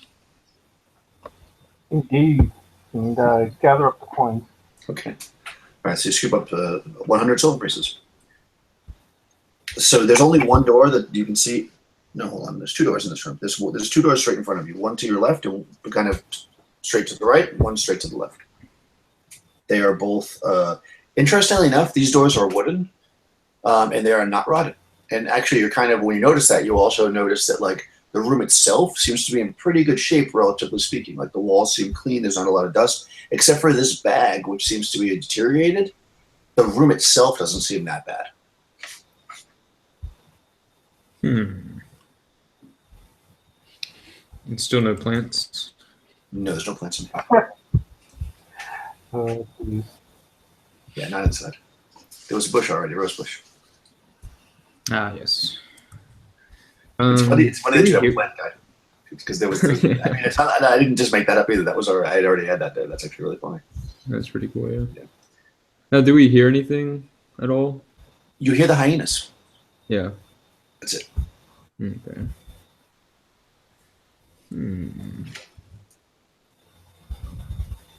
Well, where should we head, my friend? I looked at the cleric, kind of shaking a bit. So the door to the left and door to the right. And that horrendous noise. Scaring me so much. Where's the noise coming from? Any particular direction or? It's coming from down near the shore where you came from originally. Okay, let's go to the right. Door to the right? Sure. You pop that door open.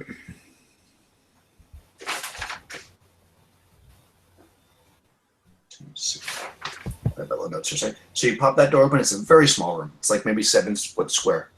There's a door on the left side of the wall, and there's a door on the right side of the wall, and directly in front of you is like a fireplace. And the fireplace is, it's got wood in it and stuff, but it's not burnt up. It's just there. I'll go inspect it a bit closer. Cool. Maybe sniff it. See if anything stands up. Yeah, the wood and everything smells really fresh. Interesting. Yep. You're standing outside just looking in? Yep. Yeah, and I would call back to the cleric and say, yeah, it looks fresh. Everything looks fresh in here. It's quite strange. Let's see, indeed. And I'll actually go to the other side and open the left door from the room I was in. Oh, from back to the other room? Okay. Well, the one on the left and the door on the left and here probably go to the same room you can found them. And when you look, that's actually the case because you look in there and you can see the other door. The room itself is very, very dark because now you're pretty far into the interior. And you're a human, right? So you can't see anything.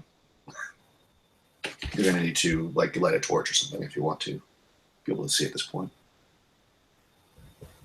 Do you have a torch or a lantern or something?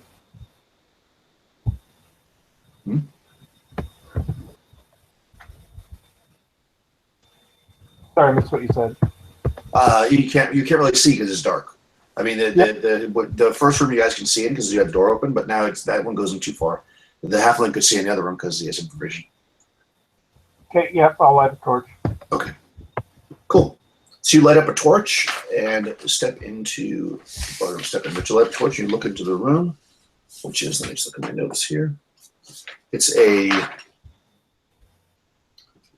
room is kind of squarish, about twice the size as the other room. There's a door on the right-hand wall, which is would be the wall that the halfling just told you there was a door coming into this room. So basically, you can tell those two doors probably connect. And then in addition, there's a door straight in front of you. So basically, he went into the room that was next to this room, or looked into the room. Yeah, went into the room, I should say. So I will go through the door that leads into the same room that the halfling's in, because no sense of going in two different directions. Yeah, that probably makes sense. Cool. So you kind of walk up to that door. Let me look at it. Check something. I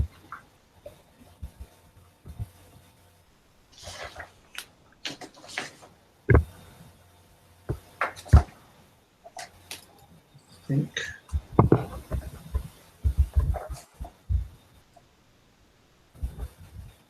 Yeah. So basically, you come in. The room's not that big.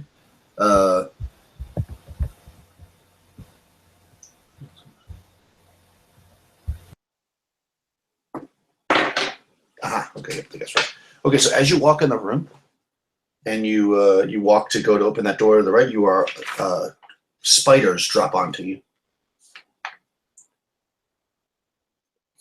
3 of them. 2 of them. 2 giant spiders, 5 foot long spiders, drop down from the ceiling onto you and surprise you, and they attack with their claws, I believe. There's a car spider. Okay, so they're going to attack you. 2 spiders attack. Which race? Oh.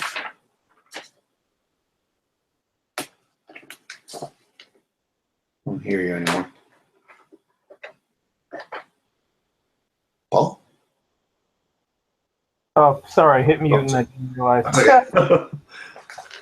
Well, I'm sorry. What's your AC? My AC 6. Okay, let me just look. I think one hit you, but I don't think the other one did. So 2 5-foot spiders drop onto your head. Your AC is 6, so they need a 12. That was 8, and the other one was 14. So they hit you once. So he drops down and bites you for D8 damage. For 2 points of damage. Yeesh. Now, you must also make a saving throw versus poison. But you get a +2 to the roll, so you should only get a 9 or better. 17. Nice. Okay. You save versus the poison. So you're standing in a room with 2 giant spiders, and I guess you have your torch. And I'm assuming you switched to your flail at this point. Yep. Back when you lit the torch. So you're, and Marcus, you hear a fight commence. And the spear guys were standing in the main room, so they can see what's going on. So they're going to step in here. So let's roll initiative. I guess you may as well roll Pulse since you're going to be in the room. Yep. They got a 3. 2. Damn. Oof, okay. The 2 spiders are going to bite at you before you get a chance to do anything back. Here we go. 1 hits you. And he does 5 points of damage. Oh, I'm out. Oosh. Bites into you and you drop as the spider starts to eat you up. Okay, you can play the 3 of the spear guys though, because it's your turn now. So there's actually 6 spear guys there. So if you want to come in with 3 spears and attack the guy, or you can do whatever you want to do, I suppose. Okay. What do I need to roll? They need a 13. 1 hits. Cool.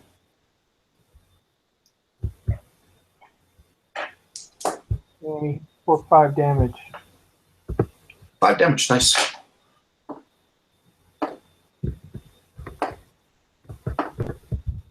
Okay, so there's 2 of these guys. So let's see again.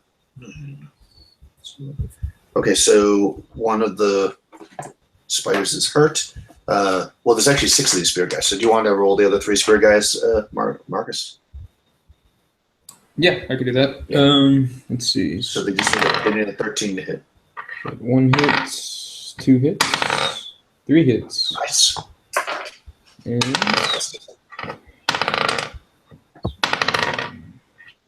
15 total. Oh, wow. Okay. So hold on though, because there's 2 spiders. So what was the first one? It was a 3.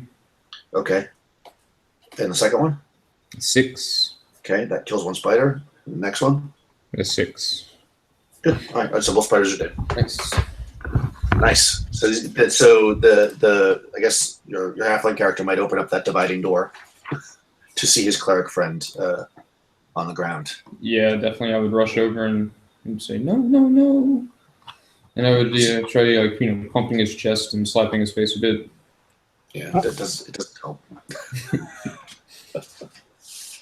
Okay, so yeah, he's down. Do you want to? You have your other cleric, right? Yep, I do. Okay, so maybe he can. I don't know. He heard the hyenas and decided to come up, so he'll kind of like step in. Okay. Grab that. Or you can. Yeah, let's just do it that way. Actually, let's just run through this. You can just play the 3 spear guys. Yep. It doesn't make sense for him to just appear there, and then when you guys walk back down, assuming you want to walk back down. Yep. Yeah. Yeah. Okay, so you can just be that. You can be all 6 of the spear guys if you want. Sure. You are 6 spear guys right now. Okay, so yeah, the spiders are dead. So now you're standing in this room. There's a door. Basically, the door that Paul came through. There's a door you came through, and then there's one more door in this room, Marcus. Or you could go back to the room with the fireplace, and there's one door in there. And I guess one of the spirit guys will pick up the torch because they need that to see.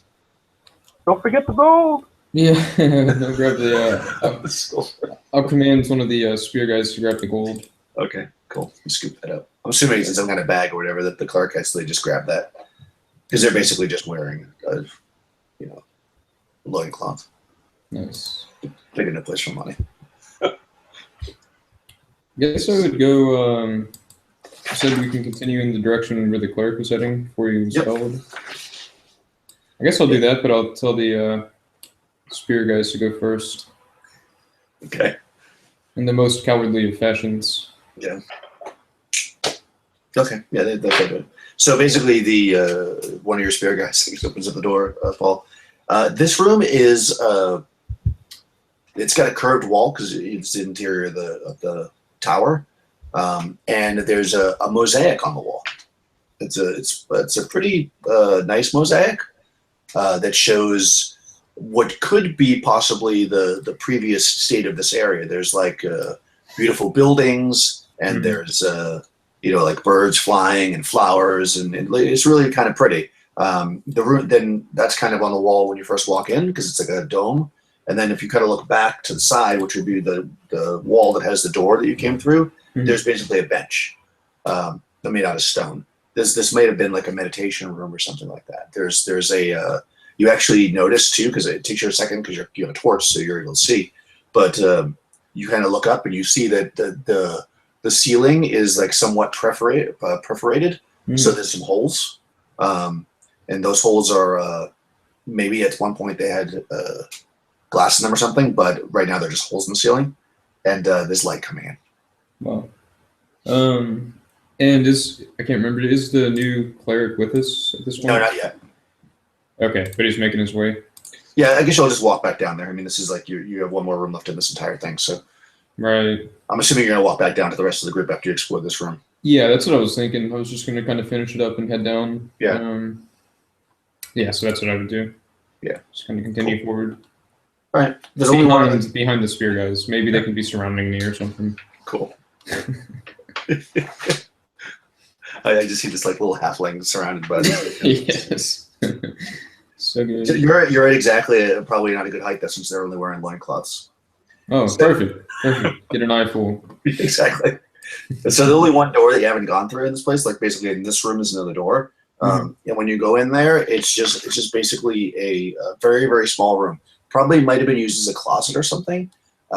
It's completely empty. Like, I mean, it's like nothing. It's super clean, like no dust, nothing. But it's a 5-foot square room that has nothing in it. Like, it's just clean walls, empty. Yeah. I would order one of the spear guys to stand in there, and then I would shut the door. Nice. And then after maybe like 5-10 seconds, I would open it and start laughing. Yeah. So you open the door and a monster jumps out. Oh, gosh. A very unhappy spirit guy is like. I'll say, I'm sorry, I just had to test it. You never know with these things. Yeah, no, it doesn't seem to be. Perfect. Nothing seemed to happen. Good. But it is surprisingly clean and empty for some reason. Mm-hmm. So as you start to head back down towards the way you came, we could have the cleric. I guess if you go back to the plateau, there was a building. If you want to explore that, we could just have the cleric be up there. Want to do that? We'll meet him there. If you want to explore that building. Sounds good. So basically, you're coming back across the bridge where you mourn the death of the roses, and you see one other ruined building up here that you hadn't explored, and next to that building is our other cleric. If Paul wants to introduce him.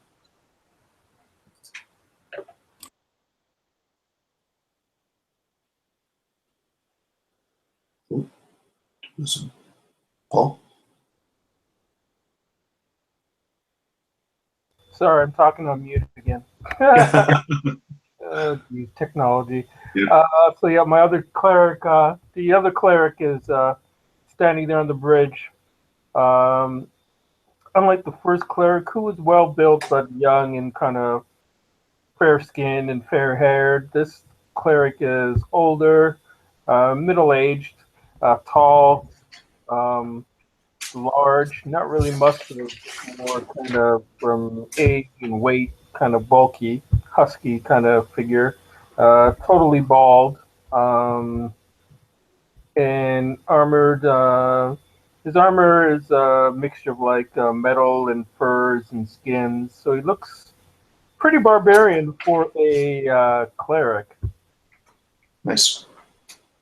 And he looks at the halfling and in a kind of gruff voice, he says, "What happened inside that tower, shortling?"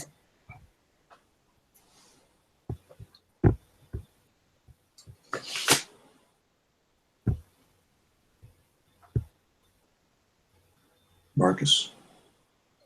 God damn it! I was talking to freaking muted. Jesus, I was like, oh jeez. So I think the halfling would of course run up and extend a hand upwards and try to shake his new friend's hand and say, "We lost the other one. He was kind of like you, but not quite so big. You're a big guy." Oh, he was nothing like me, short one. That whip of a god Mithra. I am a servant of Crom. Nice. Crom only rewards war and valor, nothing else. Nice. So the other thing that you know, Cleric of Chrome, is that you actually came up here because the Pirate Queen was getting bored waiting and decided to because remember that the two soldiers, the spear guys that were with you at the giant statue, stayed back because they were hurt, and they told her about what you guys saw, so she took everybody else up to the standing stones. So the rest of the everybody except for basically who's standing there right now with you guys is at the standing stones, or they went that direction, and that's why you were like, yeah, I think I'm going to make sure that the guys I came with are know what's going on, basically. So you came up here. Yeah. Cool. So yeah, so there's a building up here if you wanted to look at it. It's mostly in ruins. It does have a bronze door. Again, like before. But the roof is partially collapsed.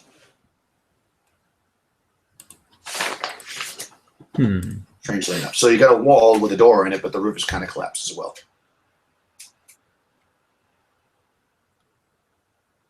And of course, if you were to just look, because you're up at a high point, you could look over and you actually see the rest of the crew making their way up that hill that you guys had already gone up before, like on the other side of the river, because you're kind of above them.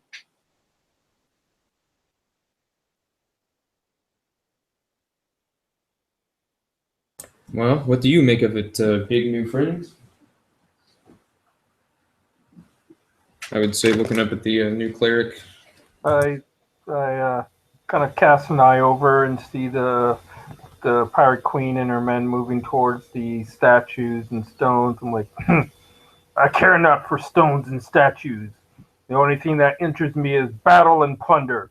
Forward to adventure. Nice. Cool. The cowardly halfling would, of course, jump into action and march forward, not knowing why he's doing it. For a second there, I thought you said cowardly lion. I was like, That's a different game. yeah. Okay, so you wanted it moving forward into this building here, or that's what you want to do? You want to open up the doors to this building that's the last building standing on top of here? Or do you want to go back down to where the rest of the people are? Yep, last building. Cool. Okay, so again, they're bronze doors. You can easily open them, even though the building itself is somewhat trashed. When you open it up, you see that the room is like about half of it is really, really clean. Half of it's kind of messed up from the roof being collapsed. But as you look back, you see a fireplace that looks almost identical to the one that you saw in the other building. It's nice. It doesn't seem like overly disturbed, and there's fresh wood in it.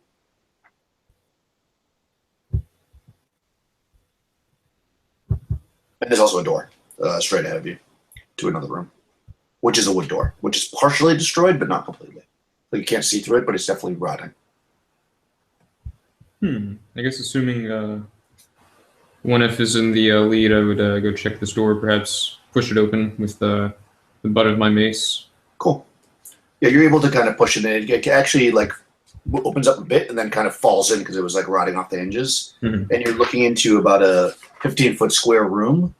And it is it looks like it might have been like a food storage thing because there's some barrels here that are knocked over. There's some shelves and there's lots of like mold all over everything, the yellow mold all over everything. And also there's money. There's more silver. There's a pile of silver just like you saw before, except this has got mold all over it. I'd go up to it, and upon seeing the mold, I would kind of cover my nose and back away, go hide behind one of the spearmen. Okay. Cool. So you're looking into a room that has a bunch of. Well, actually, it's pretty dark in here. Well, yeah, it's pretty dark in here. You can see a little bit, but you definitely can see. Even the humans can see that there's. It kind of stinks a little bit. Which is weird because the food should be much older than obviously if it's from these ruins, but it's got mold and it's kind of stinky. And there is a pile of silver, a big pile of silver at that. It's all moldy. There's yellow mold all over it.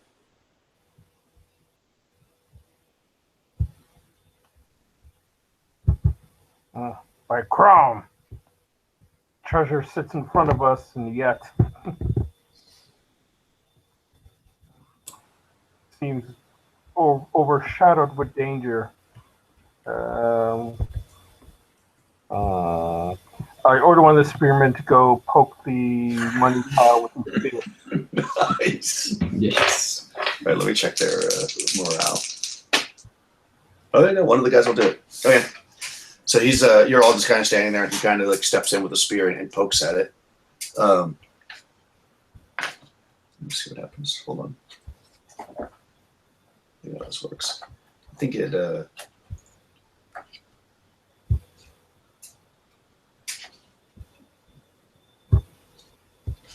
Let's see. So he pokes at it, and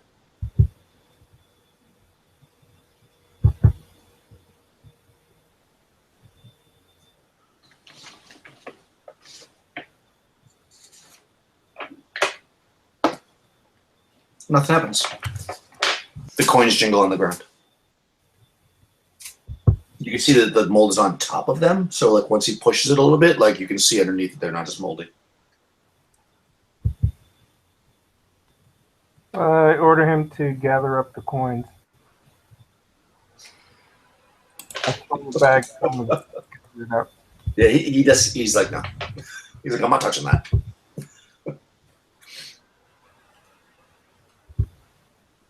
He doesn't mind poking it with a spear, but doesn't want to walk up to it. He thinks it's pretty nasty. He's like, no.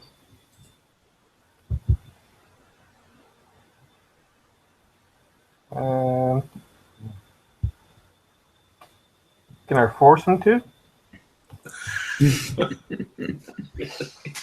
I mean, you could fight him, I suppose, if you want. They don't want to do it. Basically, I'm rolling like a group kind of morale / check when you ask them to do something dangerous, and so they're just like, no, we're not going to do that. That's because you're not their actual leader, you know. So Yeah, I know. yeah, it rolled really high. So like he's not having it. He's like, no. I poked it, nothing happened. If you want the treasure, go get it. This is just a measly amount of silver.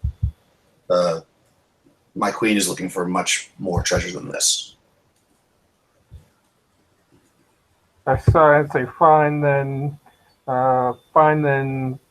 Cushite.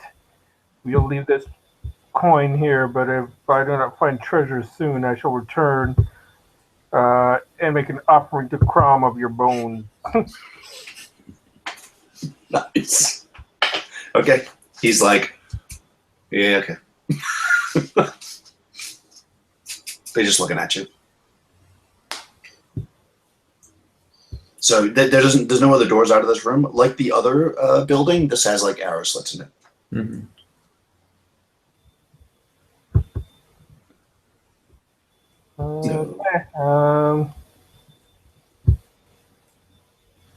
So I guess we got to push on to a different building then. Yeah, up on this like kind of set of plateaus with the bridge between them, you've gone into all the buildings that you've seen. The other areas that you saw possibility of ruins were that hill with the giant tree, which was basically on the way to the standing stones. And then of course there's the standing stones where everybody else went. They're heading over there actually. I guess we should go back there then. Damn it. Yeah, I would agree. Cool. So as you're coming out of the building, you start to really hear the hyena sounds like really, really loud and vicious. And it's definitely coming from the direction of the standing stones. So do you guys want to go back to there, like that direction? Or do you want to... go to the hill. I mean, there's a couple different ways you can go to the hill. You can either climb up the cliff on the other side of the small stream to get on that other hill with the giant tree, or you could just walk up the way you went before, which would be much easier, of course. And that's where everybody else went. So sorry, both ways will take us back to the Standing Stones? Well, if you go to the Standing Stones, then walking between would make the most sense. If you're trying to go to explore the other set of ruins, you could get to them two different ways. Basically, if you're like, the way it's set up is that like there's like a valley that's got a slope going up in it, and on one side is a hill that has some ruins on it that are pretty destroyed with a giant tree, and the other side is basically cliff face. And at the top of that slope is the Standing Stones. I guess I could show you on the picture. I'll show you on the map. Oh. Let's see. Yep. So Nice. this it went away. This I just keep going away. That doesn't exist, so don't worry about that. I'm not using that part of it. So you're actually right here. It's backwards in my thing. Sorry. So you're right here right now. Yep. I can't see myself. What happened? Okay. And then the Standing Stones are here. This is the cave, which isn't actually all this stuff. It's just a cave. So don't worry about that. I mean, if you want to look, you can, but it's only that. This is the other set of ruins, though. And your boat is down here. Which way, Halfling? My guy wasn't there, so he doesn't know the way. I think he would close his eyes, spin around, and then point to the left where we're facing.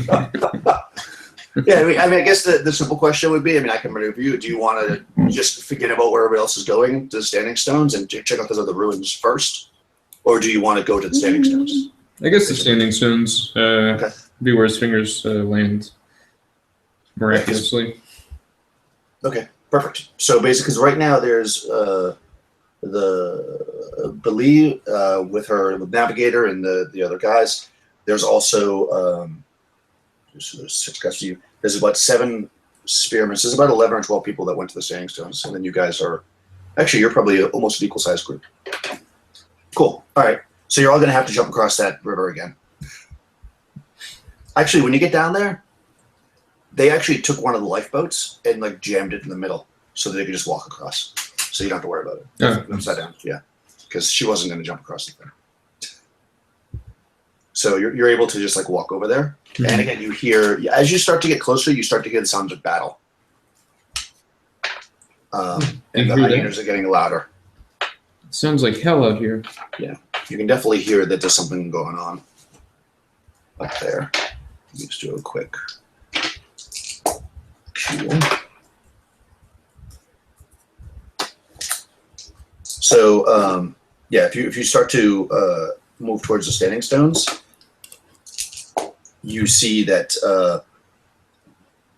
those hyena creatures are basically fighting with the spear guys right at the perimeter of the stones.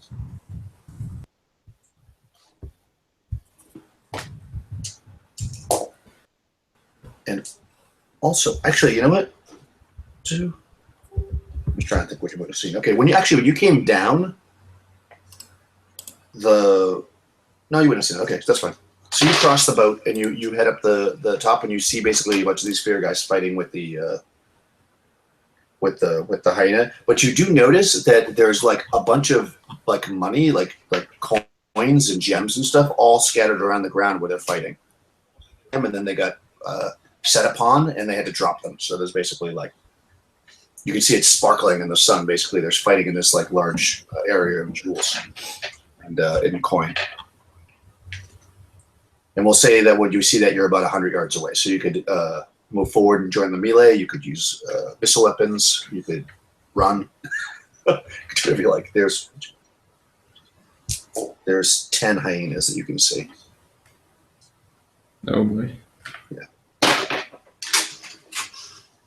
I think Onif would be kind of waiting for the clerics, move to see if we should attack or not. He's definitely shaking though. He's not happy. What do you think, Crom? Yeah, rush into battle. Okay. Armed by Crom's command. What do you have for weapons? Actually, let me look. I think he has a flail too. Okay, so you just Stat-wise, is a flail and a mace pretty similar in damage? I think so. Yeah. D8. Yeah, I'll just switch to mace just to make it different. Okay. So this guy has a mace. Yeah, it's 15 fine. Whatever weapon you want to have that's not a bladed weapon. So cool. All right. So you charge in to battle. So it's like you're going to be able to. Well, you can move your full movement, but it's going to take you probably 2 rounds to get there. If you want to use a missile weapon though, like a bow, Marcus, because you have a bow, you could shoot at them from where you're standing. Yeah, definitely go for Because that. your range is, I think you're out of short range now, though. Let me just check the range on a bow, but I think you can shoot 3 yards. Short bow. I don't think you'll have to move even. Short bow. Oh, yeah, you can go your medium range. You're just at the edge of medium range. Cool. So you can shoot it to the group.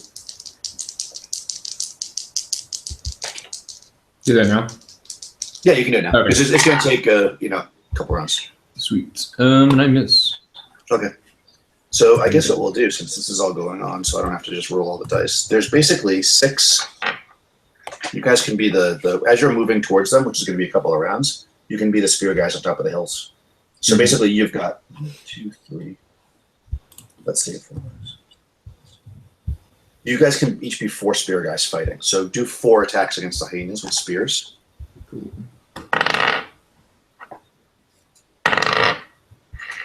And they need I can't remember what it was. I think you need a 13 to hit them, if I'm not mistaken. Let me just check. Got 1 hit. 4 damage. Cool. So 2 hit for me, and 2 and a 2. So 4 damage. Okay. Cool. And then the hyenas will attack. I'll attack 4. I get to be the power queen. Oh, she misses. Okay. And let's see.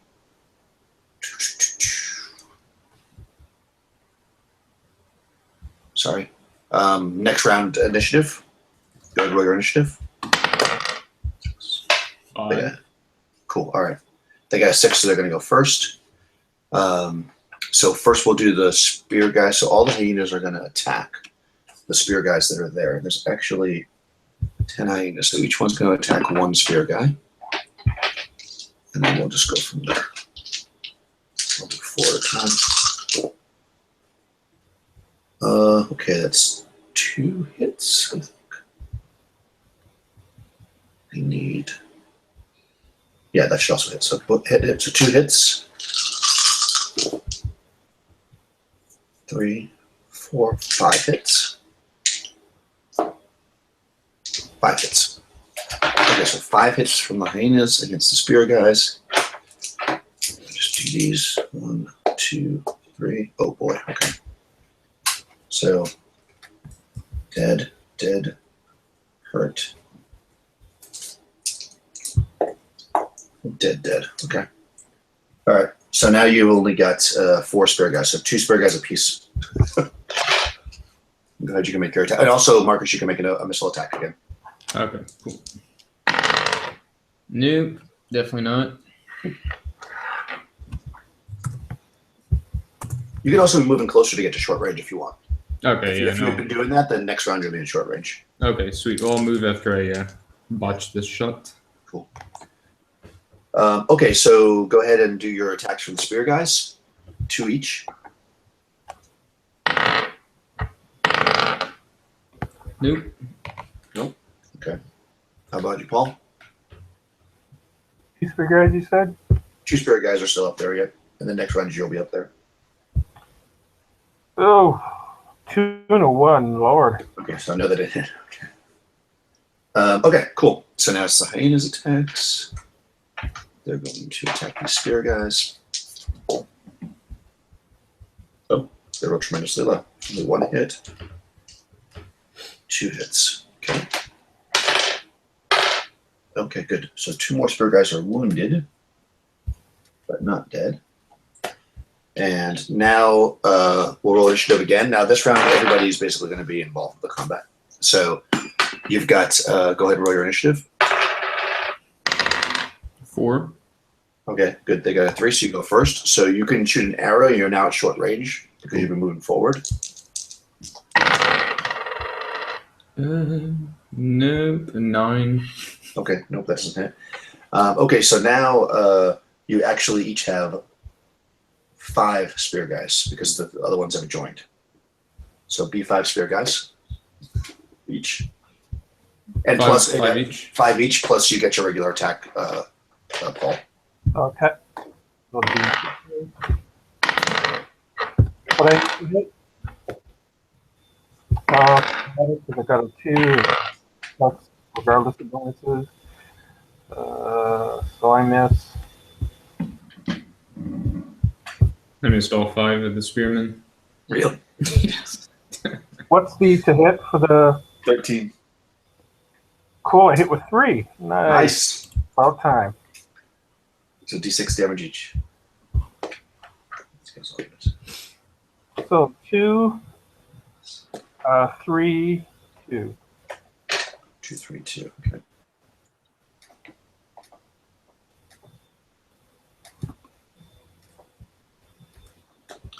Okay. Oh, cool. All right, so 8, 5. Okay, so currently, based on that, there's 1, 2, 3, 4, 5. No, 1, 2, 3, 4, 5, 6 hyenas standing. And we're coming into the next round. So go ahead and roll initiative. Okay. 4 again. Cool. Let's see. They've got 6. They're going to go first. Okay, so they're going to attack. There's 6 of them. They're going to. Let's see. There's a total of. There's a 1 in 10 chance they're going to attack Paul's character. So let me just do that. Okay, 1 guy attacks your character. Okay, you get attacked once, Paul. Let me roll the attack on that. 11, which I don't think hits you. What's your AC for the new guy?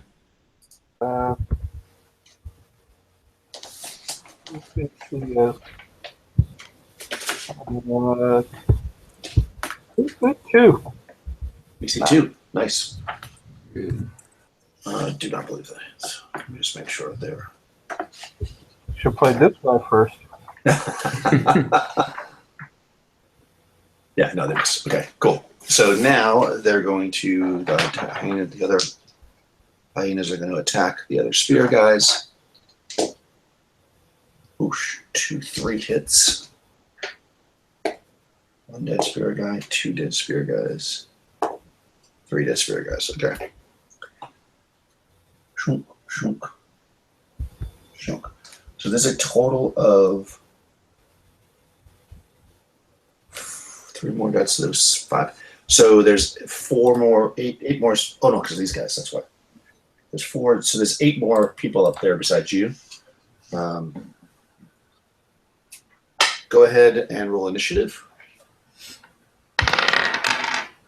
Oh, actually, I'm sorry. No, you didn't get to go. Yeah, spear guy. They went before you. It's your turn. Actually, just go. Okay, well, I'll shoot off an arrow with the advantage, I suppose. Yeah, I shot an arrow somewhere. Yeah. And I rolled a... Did you miss the spear guy's attack last round? I think I might have actually, yes. So then it balances out. So let's just go straight initiative again. Oh, actually, hold on. I can do a morale check too on the highness. Oh, okay, interesting. Okay, so go ahead and roll initiative. Cool. A 1. Ah, they got a 2, which is still better than you. They actually failed their morale, so the hyenas actually all run. If you chase them, actually they move faster than you, so you're not going to be able to do that. Mm-hmm. You could get a shot off though with the bow, Okay. Marcus, and you have a +2 to hit because they're running. Okay. Back is to you. It doesn't matter. Wasted arrow again. You're just shooting all kinds of crazy arrows everywhere. I'm shaking like a little coward, so it's just probably fucking up my aim. Actually makes sense then. Yeah. All right. So there's basically you get up to this thing and you can now see that there's basically 4 of the standard spare guys, 2 of her like the more like heavy duty guards who have put their breastplates back on, and then the navigator who is looking very scared as he went up there for protection, plus a pirate queen. And you can see that they managed to move the marble block, like they lifted the top of it. And you'd also see next to it though that the arms from the statue, because you had been up here before, they swung down. It looks like they're like down now, and underneath each arm is a dead body of a spear guy. So it's kind of like they were on the sides moving it, and the arms came down and just killed the guys. But once they moved it, the interior was hollow and it is filled with coins. And you also notice on Bali, she's wearing this like amazing, beautiful ruby necklace that obviously she wasn't wearing before. And she immediately doesn't like take into account that anybody just died, and she just starts shouting orders at everybody to keep getting the gold. To get back over here, get this treasure, get this treasure. So and the spear guys all start working again to collect the treasure.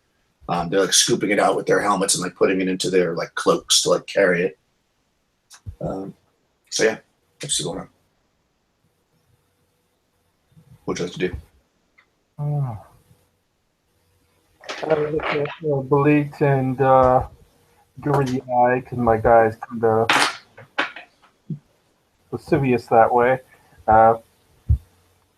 Well, Pirate Queen, I hope there's enough for yourself and us in this booty.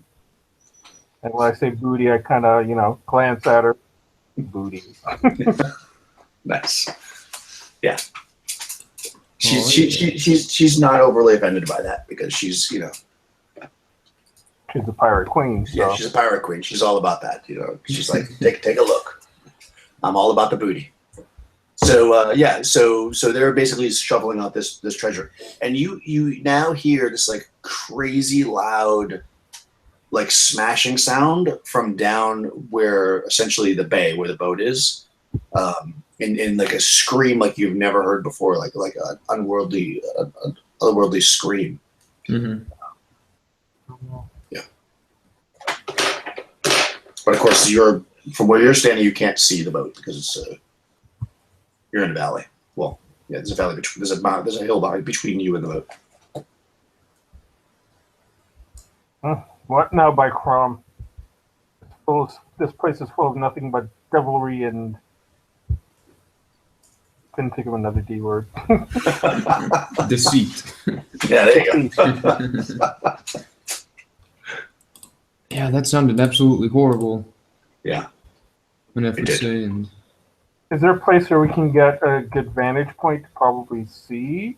Yeah, if you were to go onto that hill, the one that like what I was talking about before, where like you took a valley up to get to the standing stones. If you ran down this way down to the hill, you'd be high enough to see it where the giant tree is.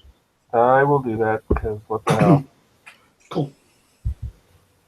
Okay, so you're able to do that. You head over there. They're just collecting the treasure. She doesn't seem to care. I mean, she's basically all about this treasure. She's obsessed with it. So you get up on top of this hill and you can look down and you see the boat, and basically you just see it flying away. This kind of like giant, like a giant ape with bat wings, which you didn't see before, but now you do. And it is flying away from your boat, and you kind of look down. You can see into the boat because, like I said, there's no cabins or whatever. The boat is just basically open, and you can see that all the casks of water and have been smashed, and they're draining all over the ground, and the food and stuff has been tossed into the water. You can see it sinking. I yell to Belit and I tell her that her ship has been compromised and the foodstuffs wrecked. She just says to you, "Well, then get more," and then she keeps getting the treasure. I would have cussed her at that point, but considering I planned to have my way with her on the cruise home, I say nothing. I Crom, you shall pay for that comment later tonight. Nice. Yeah, so yeah, she's like obsessed with it. She's just like ordering these guys to just like get the treasure, and she just not having it. Like they're having trouble getting it because they don't really have anything to carry it in. They're like basically using their The cloaks. loincloth, giving up loincloth together. So yeah, she's just like get more supplies then.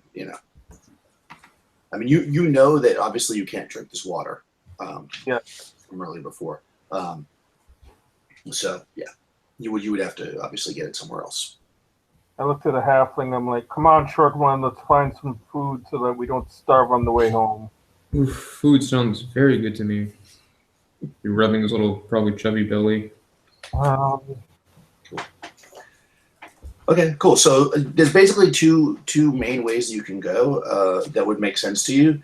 You could go up the stream that you guys started walking up before, looking for a spot of the stream that maybe isn't contaminated, right? Because you can see the water's all black. Or you could go past the standing stones because that's still going up a hill, and maybe there'll be like something up, like a spring or something up there. But then that's going to require you going through a bit of the jungle. Upstream. Yeah. Okay. Cool. So you head back down, and do you want to take 5 minutes? I want another coffee. Oh yeah, definitely. Sounds good. Grab some water. Yeah. Let's do like a 5-minute break, and then we'll go upstream. Sounds good. Okay.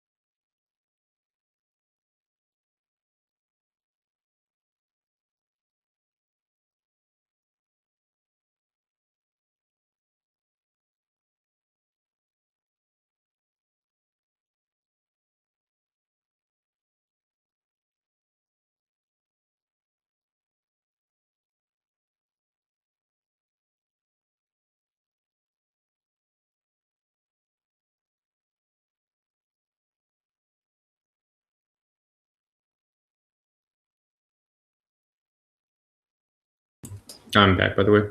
Cool. I'm also back. Nice. All right, good. Sorry, I was losing my voice. And you have to have my steady flow of coffee. Oh yeah, that's what coffee's good for. Yeah. Clear everything up. Mm-hmm. Okay, so essentially you start to follow the the stream up, and I'm actually going to include your backup character right now. Oh yeah. Yeah, as a because the spearmen are basically focused on getting the treasure, so they're not coming with you. So I'm going to actually have your other guy. I'll just run him as a NPC, Okay. unless you need him. Hopefully you won't. Yeah. So he's a thief, right? Yes. He's this guy, I think. Let me just find him. Mitrub. Right? Isn't that your guy? Mitrub? Yes, it is. All right, but he's going to take, based on everything that's been going on, let's give him he's going to take a bow from the ship instead of the trident. It sounds more. The best part about random characters is the random weapons. Because whoever picks a trident, especially for a thief. I've never heard of anyone picking a trident, but it's pretty cool. I don't think I've ever seen anybody use a trident anyways, but especially not for a thief. Of all the weapons to have, right? It's weird. Okay. You're back too, Paul? No, not yet. Unless he's muted. Nope, he's not back yet. Okay. We'll give it a second for him to come back. Cool. But yeah, we'll give him a bow. Nice. Yeah, you're basically heading in the right direction now. Towards the water. Let's go. Cool.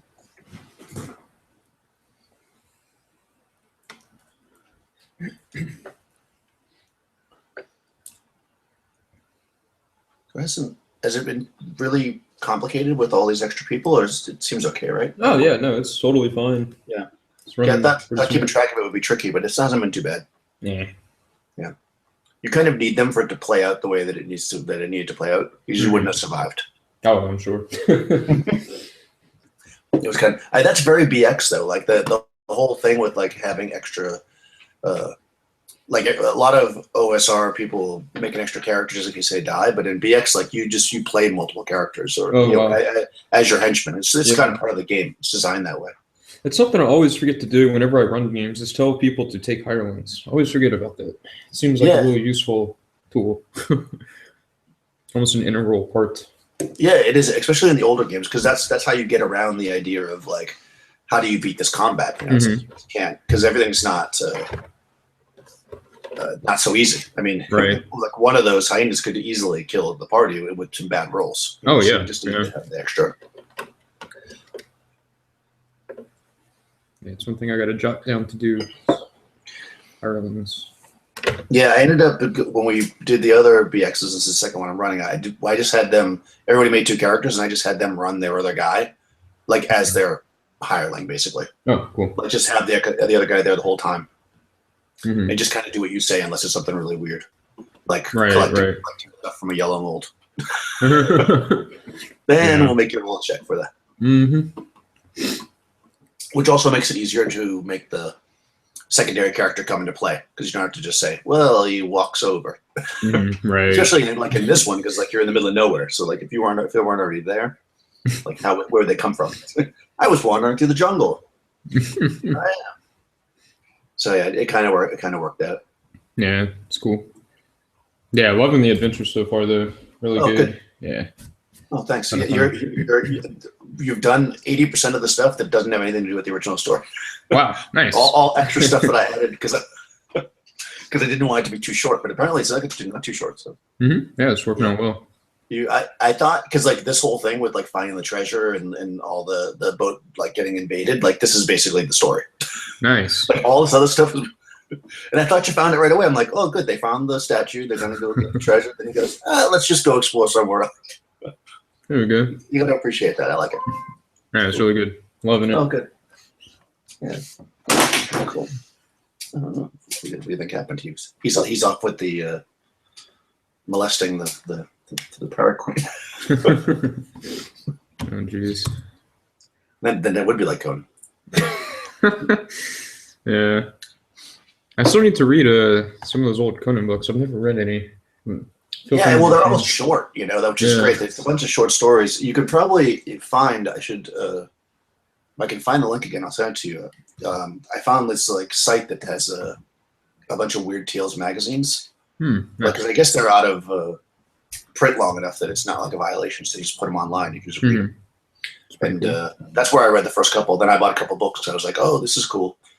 But yeah, they're good because they're short. I like that because then I can stay on top of it. Yeah, definitely. Read a 20-page story, then you don't have to make the commitment of a whole novel. Definitely. I've gone through plenty of phases with epic fantasy series and things, and buying fucking 10 books in a series, and they're all 700 pages, and then it's just oh my gosh. Yeah, exactly. It's exhausting. Feels like a chore finishing them sometimes. So. Yeah, I'm reading the series they did for Spelljammer for D&D. And nice. It's pretty good. It's I think they're maybe 250, 300 pages a piece, so not too bad. Not too bad. I'm on the third one now. Okay, cool. It's kind of interesting. I was always kind of interested in the Spelljammer thing. That was kind of after my time. So it's interesting to read about it. So let's see. What is it? The Cloakmaster cycle? Yeah, exactly. Okay, cool. Did you read that? No, I'm just searching it. Don't tell me what happened. Oh no, I'm just looking it up. I'm just. Well, the third one. It's kind of interesting because it's definitely the whole first book is which probably people will say if you look it up is they don't even go into space. They don't go into space until the end. The whole first book is setting it up, which is kind of cool. Since I didn't play Spelljammer, I actually bought the book because I'm adding some Spelljammer elements to my 5e campaign. Whoa. And I was like, how am I going to introduce this? And I was like, let me read a book about it. And then I started reading. I'm like, oh, this works out perfectly because it doesn't just start off there. It's people that are the ship crashes. And it's a guy who doesn't know anything about spelljamming, and then he becomes part of the storyline, which is kind of it's pretty good. Yeah, Mike is running her Spelljammer campaign. Somehow I'm still alive in that, but yeah, it's basically how it started. Yeah, just a ship crashing, and we're all just kind of what the fuck? Oh yeah, I started watching that. You're Ralph the Ranger or something. Ralph the Ranger. That's right. I made up that name on the spot. I made that name up on the spot, and I felt like such a doofus. So I was like, Ralph the Ranger. No, it's awesome. It works out though. I don't know. Yeah, that's right. I started watching that.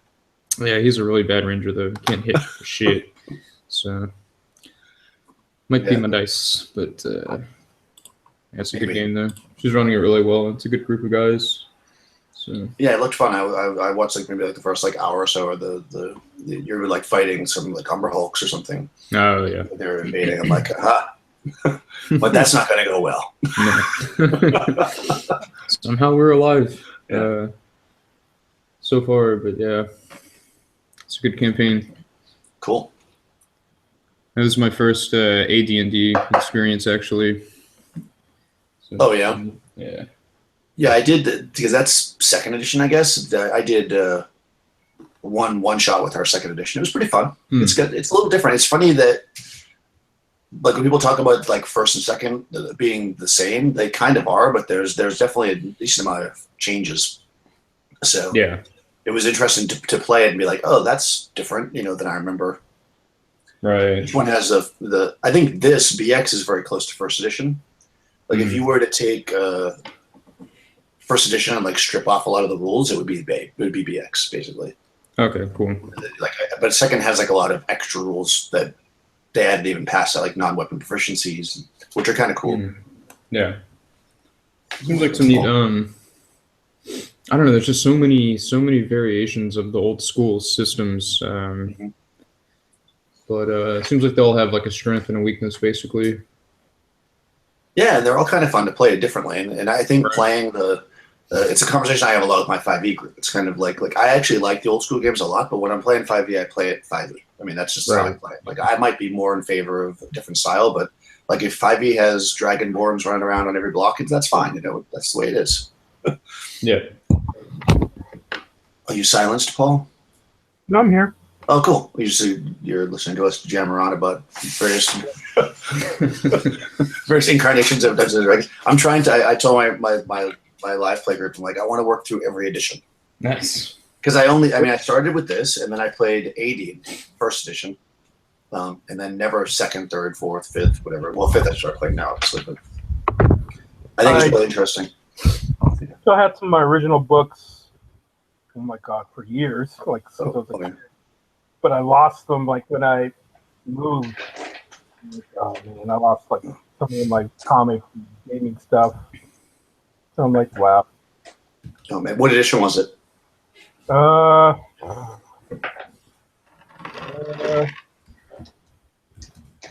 don't remember. Oh. It's funny that you say that about the comics too, because when I moved to this is now years ago, so I had played first edition, and then I didn't. All my books got given away because I hadn't used them in years and years. And I think at one point there was like either a yard sale at my house or something, and they were just gone. And one day I was like, "Oh, I want to play D&D," and I didn't have anything. It was just all gone. I didn't know where it went. Yeah. So I went out and I literally, second edition had already happened, and I was like, "Oh well," and I just rebought it. Like I bought the player's handbook, I bought the monster manual, I bought all that stuff, and then I never played. And I forgot that I had done that. So, it was in college. And then maybe 6 months ago, I was like, I have some comic books at my sister's house. And I opened up the box, and it was a ton of second edition stuff, unopened. I never used it. It was all. I have Dark Sun. I have some Spelljammer stuff. It's weird. I never used it. I just bought it. So I'll eventually get to use it, I guess. Yeah, D&D was the red box. And I think it probably would have been the 81 or 83 revision of it. 83, I think. Right. It's formed by the timeline. And actually, I'm looking at the box, 83. Mm-hmm. So that's the red one, not the magenta one. Yeah, the red one. And for AD&D, oh man. First edition, I guess, maybe? Wow. Yeah, it's just interesting, and you don't realize the difference. I mean, this game is the same. If you've played any of the games you can play, there's just different rules, I guess, for certain things. But I think that essentially, if you played one, then you can just play. I mean, as long as somebody there kind of understands the differences. But in any case, you're looking for water, so you're going to go up the river. Yep. Nice. Cool. All right, so we added, I don't know if you were back there at the point, Paul, since the spearmen are all staying with the Pirate Queen, Marcus's kind of backup character, who is Mitrib the Thief, is going to join you guys as a third person. So he's got a bow. I guess he can have a bow and a short sword or something, unless you want to have the trident. Oh, no. This is so funny. Everybody has to use tridents from now on. I saw that and I was like, I should probably change that. And I was like, it's fine. It's a trident.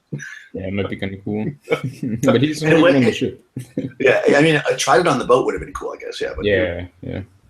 But yeah, for walking in the woods, you probably want a bow.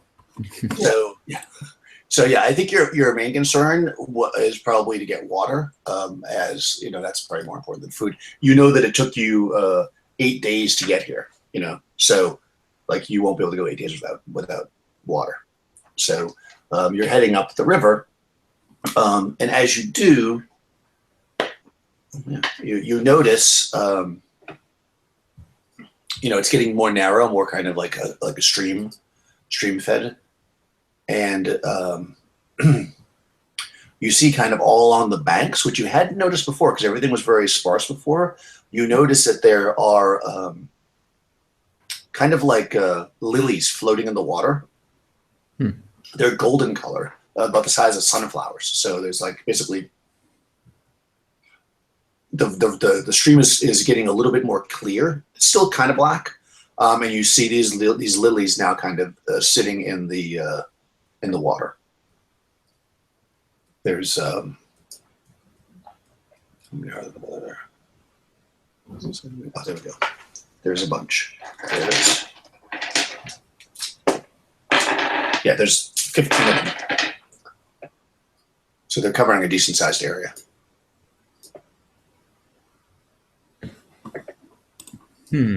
So they're kind of like, you're gonna have to walk past them if you want to keep going the direction that you're going. They're probably going to be like within, like, I don't know, 15 feet at least of you if you walk as far away from them as possible. Or you can walk right up to them because some of them are on the shore if you want to check them out even more. I think I would go check one out on the shore, probably kind of excitedly, thinking that it's a kind of flower, kind of plant. Mm-hmm. Yeah, it's actually it's like a lotus flower. So I mean, it's Okay. actually Oh, it's yeah. really pretty. It's like a lily. Really into that, yeah. Yeah. No, it's pretty cool. All right, so you start walking closer to it, and you notice that as let me see here. Yeah.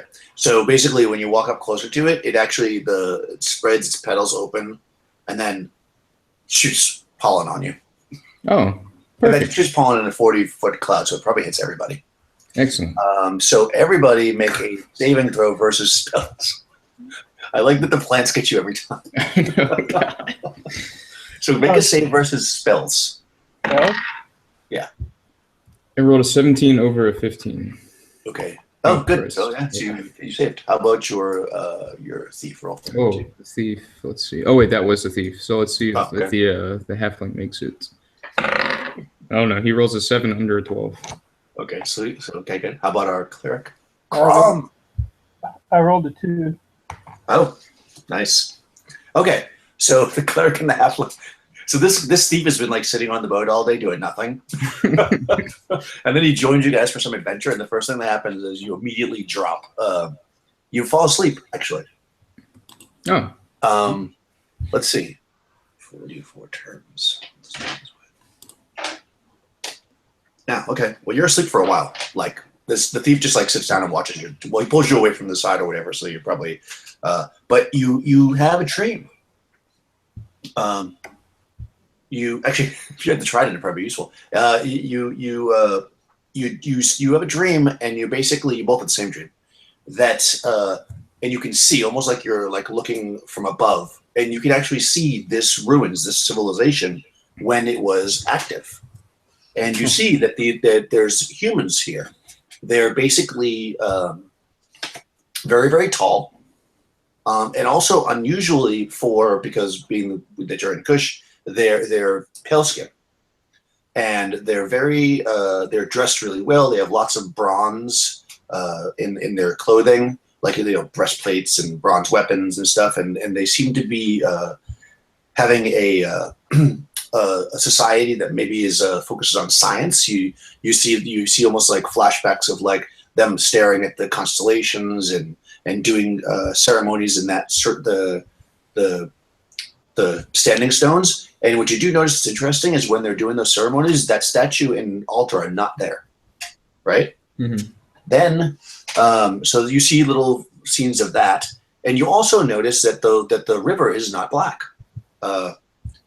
Then you kind of see scenes of kind of an earthquake, and the river starts to run black, and the people still drink from it and they bathe in it, and they start to transform, become hideous, and they start to look more and more like kind of ape-like people, and some of them grow wings, kind of like the thing that you already saw. And those creatures still seem to be very intelligent though, because they build the statue that you saw, and they also build that domed building that you were inside of, and they start worshiping at that altar and sacrificing people, and they hunt in the jungles and bring back the local people, and they're doing human sacrifice. They basically slaughter them on that marble stone and then drain the blood and offer it up in sacrifice to their gods. And then you see little by little they start to like fight. You notice there's like more infighting, and they start sacrificing each other, right? So you start seeing scenes of like the ape Batman being slaughtered by other ones, until eventually the area goes into ruin as you kind of see it now, and then you wake up. I would get up and probably upset again at being felled or bothered by another beautiful plant, and say, "Did anyone else see that? That was horrible." See what, short one? This dream I had, I don't know, it was just, I guess it was a dream. It felt more like a vision, but and I'll go ahead and describe everything that just happened to everyone who wasn't asleep. Well, everybody was asleep except for the thief, I think. So you also saw that too, Cleric of Crom. Oh, I was asleep? Okay. Yeah, you were. You rolled a 2, right? You got to roll over first. Yeah. Yeah, you were asleep. The only one who wasn't asleep was the thief. That's why he finally joined you, and you all kind of collapsed. Gotcha. He dragged your bodies far enough away from past the flowers so that you weren't in the. Perfect. And we'll just say that he used his bow to kill them when you were asleep, so you don't have to worry about them anymore. Otherwise, you have to risk it again. So you basically saw the visions of this creature, this civilization. So I turned to the halfling and I say, "But Crom's balls. That's some serious devil magic work." It is. It must be. I mean, I would hate to blame the flowers, but something possessed them. This is an evil place.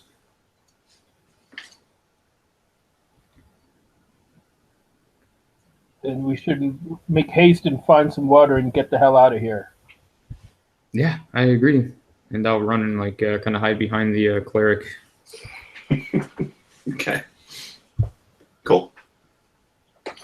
Okay, so you're able to follow the stream up a bit more to where you find where the water again, little by little it starts to become more and more clear, and you can definitely see there's an area that is where probably this earthquake happened that you saw, where there's a fissure in the ground, and from there this black stream is pouring into. Essentially a clearer stream that runs up in the other direction. So kind of like if you go past it, you see the stream seems more clear up there. So you probably could fill your water skins or whatever. Mm-hmm. I'm assuming you probably took all the water skins that you had, because obviously the barrels are broken, but you could fill whatever water skins. We'll figure everybody had one water skin, and you can collect them off the dead people. So you're able to collect up whatever water you can there. This probably took you a few hours to get up you were asleep for almost 2 hours too, plus so it's getting close to evening by the time you fill up, let's say 10 water skins that you have, and you're kind of on this stream, if you will, in the jungle. There's just the 3 of you, and it seems pretty quiet right now. No hyenas? No. Okay. Nope, not yet. Not yet. Yeah. Well, we filled up all the water skins we have, right? Yeah, let's say you had you were able to collect, let's say 10, because the people that were there still had theirs. Yeah. So you're able to fill them all. This water seems pretty clear. So. Short one and deep, we should make camp here, and then continue back at daylight, and come back and restock our supply. They would both nod simultaneously, then look at each other. Cool. Okay, so you're going to camp out here? Yep. Awesome. Cool. You're able to actually sleep undisturbed. Basically, you set a fire or whatever. Maybe you had a little bit of food on you, from your iron rations or whatever. You have or whatever. You have some water, and you're able to sleep. Maybe take guard shifts or whatever. But nothing really bothers you over the night. You hear some hyenas and some animals, but nothing ever gets close to you, so you don't feel that you're in danger at all. And then when the sun starts to come up, you guys kind of pack up your camp and you're ready to do whatever you're going to do for the day. Sounds good. So what would you like to do?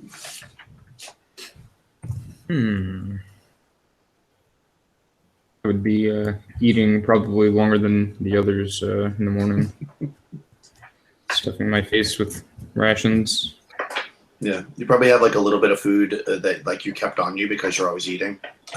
Oh yeah, little pastries and things. Yeah. Probably kind of dried out. Yeah.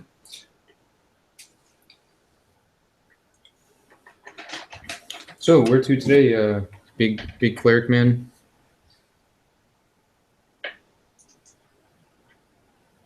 Oh. Do we lose him again? Do we lose you, Paul? I think we may have lost him. Paul? So in the night, somebody came and took our clip.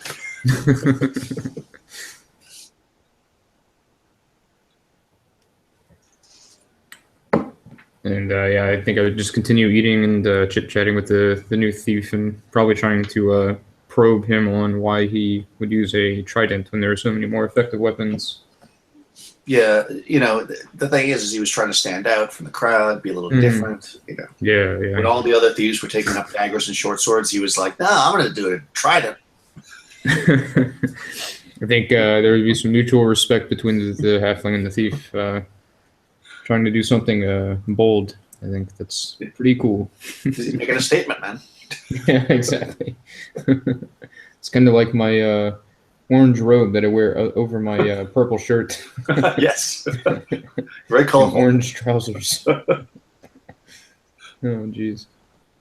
Yeah, I like that it gives you this like descriptions of the clothes and the colors and stuff. It's really It is really cool. Yeah. I was using a different one before, and it just was very flat. Like the one that I usually use for limitations, where it's just like stats, equipment. And I found this one. I'm like, oh, this is really funny. It gives you like a little background thing if you want to use that, and It's so good. Yeah. everybody's got weird shit. Like you don't just have 3 flasks of oil. You have like a ceramic jug with 2 pints. Exactly. Yeah. It's really nice actually. I mean, it kind of opens up some like ideas for the role play. Yeah, exactly. It's like, and I'm sure it's completely random. So it's like, but how it gets put together is so interesting. Yeah. Yeah. But yeah, you're orange and purple. That's pretty cool. Orange and purple with the, let's see, leather cap, orange robe, orange trousers, purple shirt, heavy boots, Nice. a large Classic. black sack. Yeah. A green You know what's blanket. funny? I actually erased it from all of it because it's just weird, and I was like, I don't know why that's on there. But almost everybody ends up with hair dye as well. Oh, nice. I'm like, I'm just gonna take that off because that just seems weird, and I don't know how it would possibly be something that you guys would have for this. Mhm. But in other situations, I would just leave it there because it's just funny. Like, Yeah, it's pretty good. but like like how your other guy was like a white. Or no, is this one that has a black beard and white hair? The Interesting. other one. Yeah. Yeah. And he's young, so maybe he saw something. And again, that can help you like create some weird like background. It's interesting. Yeah, it's really good. You're gonna have to shoot me the link for that. Oh, yeah, character I will. creator. Looks really neat. Look at that. Cool. Okay, so basically you're up. You've eaten the last of like the little bit of food that you guys had stashed, and you're basically at where the stream seems to continue to run away, but it seems pretty clear here. What would you like to do today?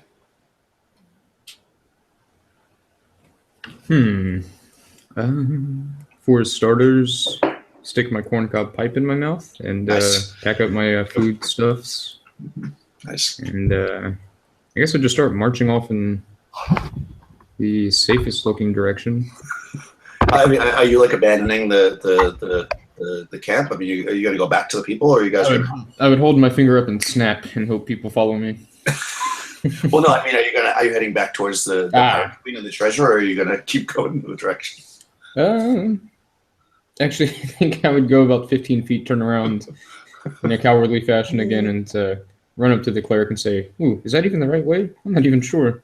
The cleric laughs at you. Little one, you are not meant for leading, you're meant to follow. Is it possible to climb down the fissure, or is it just like water running out of the ground? It's like water running out of the ground. It was like a fissure in like a cliff, if you will. Yeah. Okay, I'll continue heading upstream because I'm a big guy. I need food as well as water. So, got my water, so I need some food. I don't know what the pirate queen's gonna drink, but I got water, so. Okay. So you want to like hunt? Yeah. Forage. Okay. Well, I'll let the fruit and flower guy forage. I'll hunt something. Okay. Yeah, you're able to right away. Pretty much, you start looking around. You're right away able to find, let's say, a monkey that you can fell and eat. I don't know what else we eat in the jungle. That's what you eat in the jungle, right? A monkey. I guess. Well, I hadn't really thought about it, but I think that's probably what you would eat, right? That's pretty common. Or maybe a lizard. Let's say a big lizard. Maybe eating a monkey is weird. Let's say you find a big lizard that you can eat. okay. That's better. I don't want anybody that to see this online and be like, they ate a monkey. Exactly. Hello, babe. What you doing? Not again. I mean, yeah. Let's say that you find a big lizard and you're able to, not like a lizard that would fight you, but a lizard that you could just eat and make breakfast of. Cool. So do you want to just like keep going up the river and get the fuck out of here, or are you going to go back to where you can? Oh, no, we'll keep going up the river. So you're like peace. Yeah. I mean, you could just keep following this river if you want. You're basically going northwest. Assuming that the river kept going, that you might eventually get to civilization if you want to just keep following it, but you don't know that, and you're in a strange country. So what are our options? Return, go up the river? Yeah, I mean, you could basically say, peace, I'm out of here, and just like keep going, and then it becomes just try to figure out how to get back to civilization. Or you can try to go back, meet back up with her, assuming that they've got all the treasure on the ship, and then take the ship back. Yeah, assuming that the hyenas haven't killed them or whatever.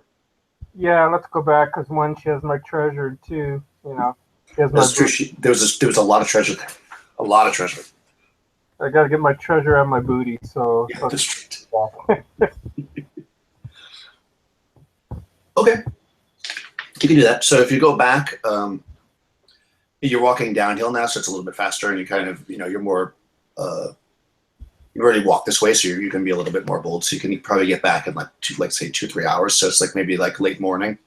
And you when you get back to kind of the area where all the ruins are, and you immediately see on the ship, sitting out in the harbor or the little bay, you see the pirate queen hanging from the mast. Whoa! The ruby necklace that she had been wearing, that she had obviously taken from the treasure, turned into a noose around her neck, and she's hanging there, apparently dead. Whoa! Yeah. My crown balls!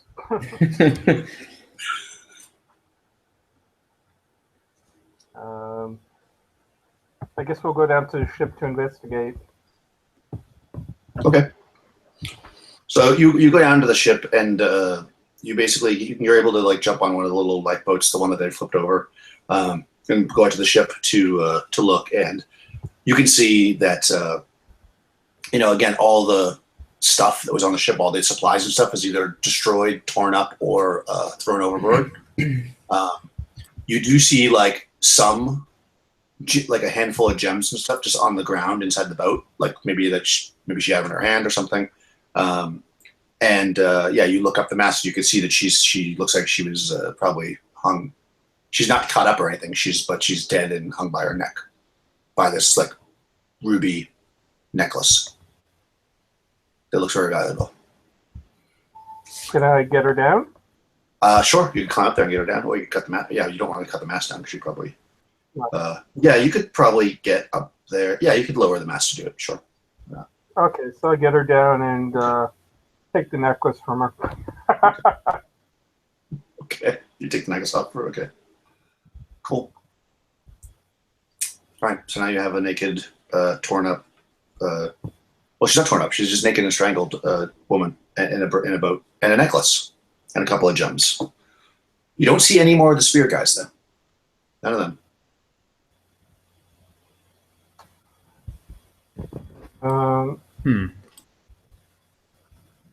And it's pretty quiet.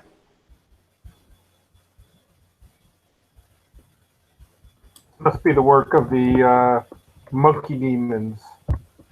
Also, if you were hurt, I don't know if I think probably the halfling was, right? You got back 1 hit point because it was overnight. Okay, cool. So he's at 6 out of 7. Yeah.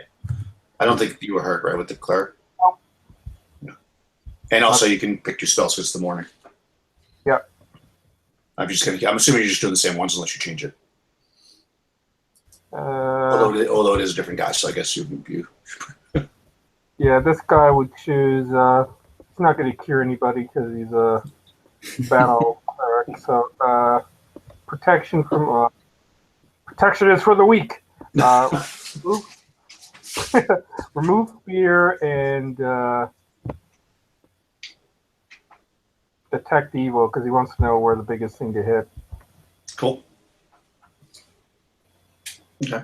So it's like mid-morning, and you're on this boat, and it's very, very quiet.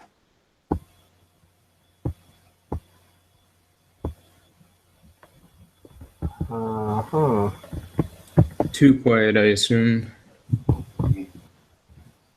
Yeah, you're not Like the hearing halfling. anything.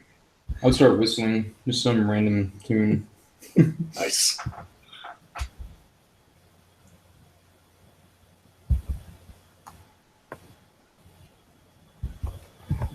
I will cast. What's the radius? I think it's only 120 feet, something like that. Wasn't that great? Yeah, 120 feet. What's that for? Detect. Detect evil. Mm-hmm. What the hell? Let's cast it. Let's see what happens. Okay, let's see what it says.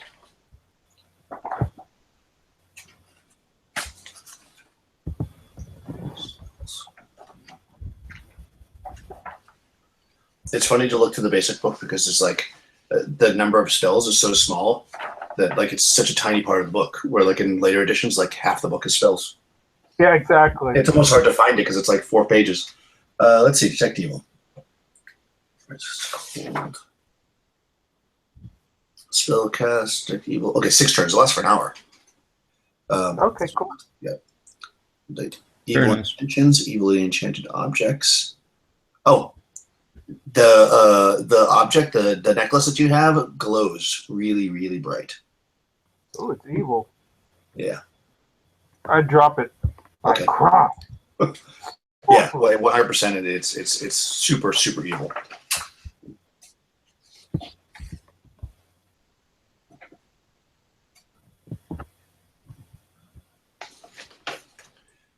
You basically also, I should just note, unless you find more spear people, you won't be able to move this boat by yourselves. Yeah, I mean, you could use the lifeboat, but you won't be able to move the big boat. Because So is there? yeah, because you need at least 10 people to sail the boat. Okay. And there's only 3 of you. Are there any buildings that we've already seen that we haven't explored, or have we explored everything we found? Nope. Well, there's that. You ran up on top of that hilltop to with the giant tree to look down, and you saw some ruins up there. You didn't like search through them, but they weren't like buildings. They were basically just scraps. But no more buildings. Yeah, not like you think like a place where they might have went. How about in the dream that we had? Is there any buildings that were suggested by the dream that we saw that we haven't found? Because I know the 8 teammates built that one that we were in, but yeah, definitely on top of that hill where you guys ran and stuff was knocked down, there were like houses and stuff. And also beyond the stones in the dream, the jungle was less thick. Like there was buildings over there that were like probably in the jungle where the hyenas would be now. Beyond the stones, yeah. Like probably from where you are, from what you can gather, they would be those buildings that you saw that you didn't actually haven't actually seen would likely be in the woods, like in the jungle where the hyenas are at this point. I tell the halfling and thief to gear up and let's push on further and find the rest of the men. And we will go in that direction, I guess.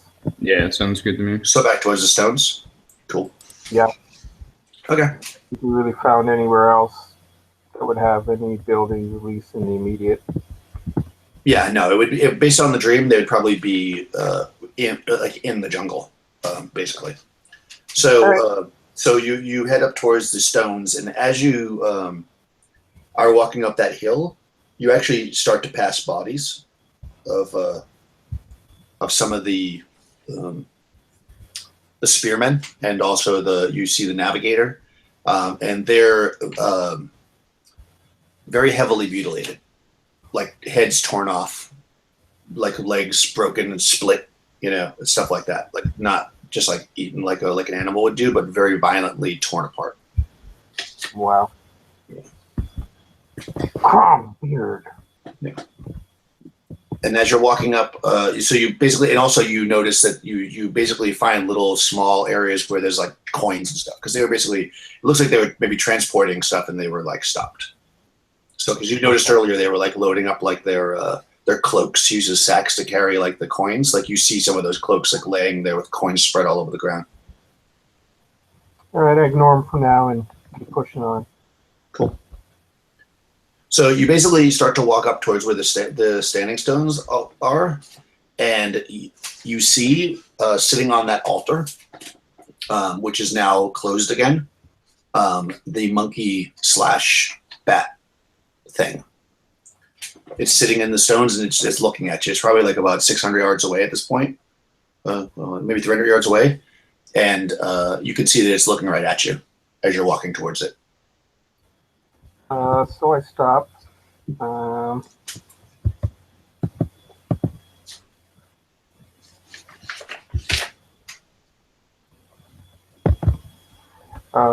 By crumbs, beard demon, where are the rest of our men?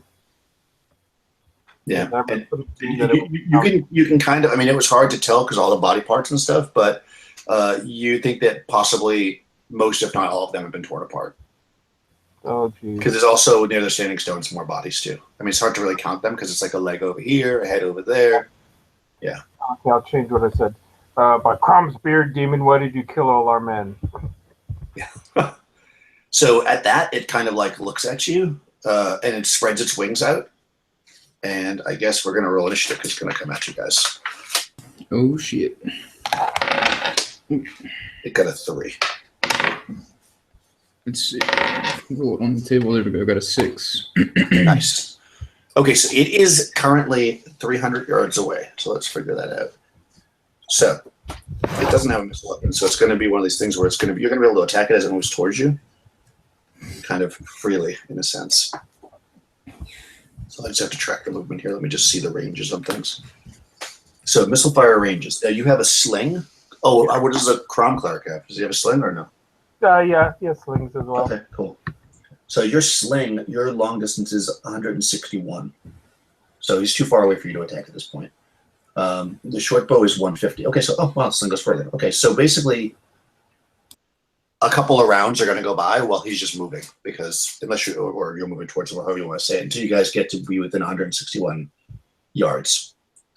And then at that point, we'll count this being the first round. So you guys can go. I'm going to track his movement. Hold on one second so I can make sure I'm doing this right. Essentially, you're going to just get to keep attacking him until he gets close enough that he can attack, and then we'll roll initiative again because it doesn't make sense to roll it for. Okay. Like, it doesn't really matter the order. Let me just find him so I can see his movement. Oh, that's the flowers. It's probably 120, so he's probably going to come right up real quick. I think you're probably going to get like 1, if not 2 rounds. Cool. So you can go ahead and attack now while I figure it out, and then I'll do math. I rolled you're -1 because you're at long distance. Okay, so I rolled a 13 to hit. Cool. I don't know his armor class because I can't find it. I literally closed the one thing I needed. Nice. Where are you? There he is. Demon. Okay, he has an armor class of 4, so you would need a 16 to hit him. Okay. And can I roll for the thief? And a thief as well, yep. He has a javelin. Well, he has a bow. Remember, we said you took a bow. Oh, he has a bow. That's right. Yes. Yep. There we go. Man, he rolls does not hit. Okay. How about the cleric with the sling? I missed. Okay. All right, so his movement is actually 60 feet. So actually, it's going to take him.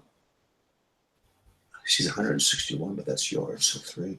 It's going to take him 5 rounds to get to you, I think. So go ahead and attack again. That was 1. Okay, 19. That hits for sure. 3 damage from the halfling. Cool. And a miss from the other guy. Cool. How about the cleric? Yeah.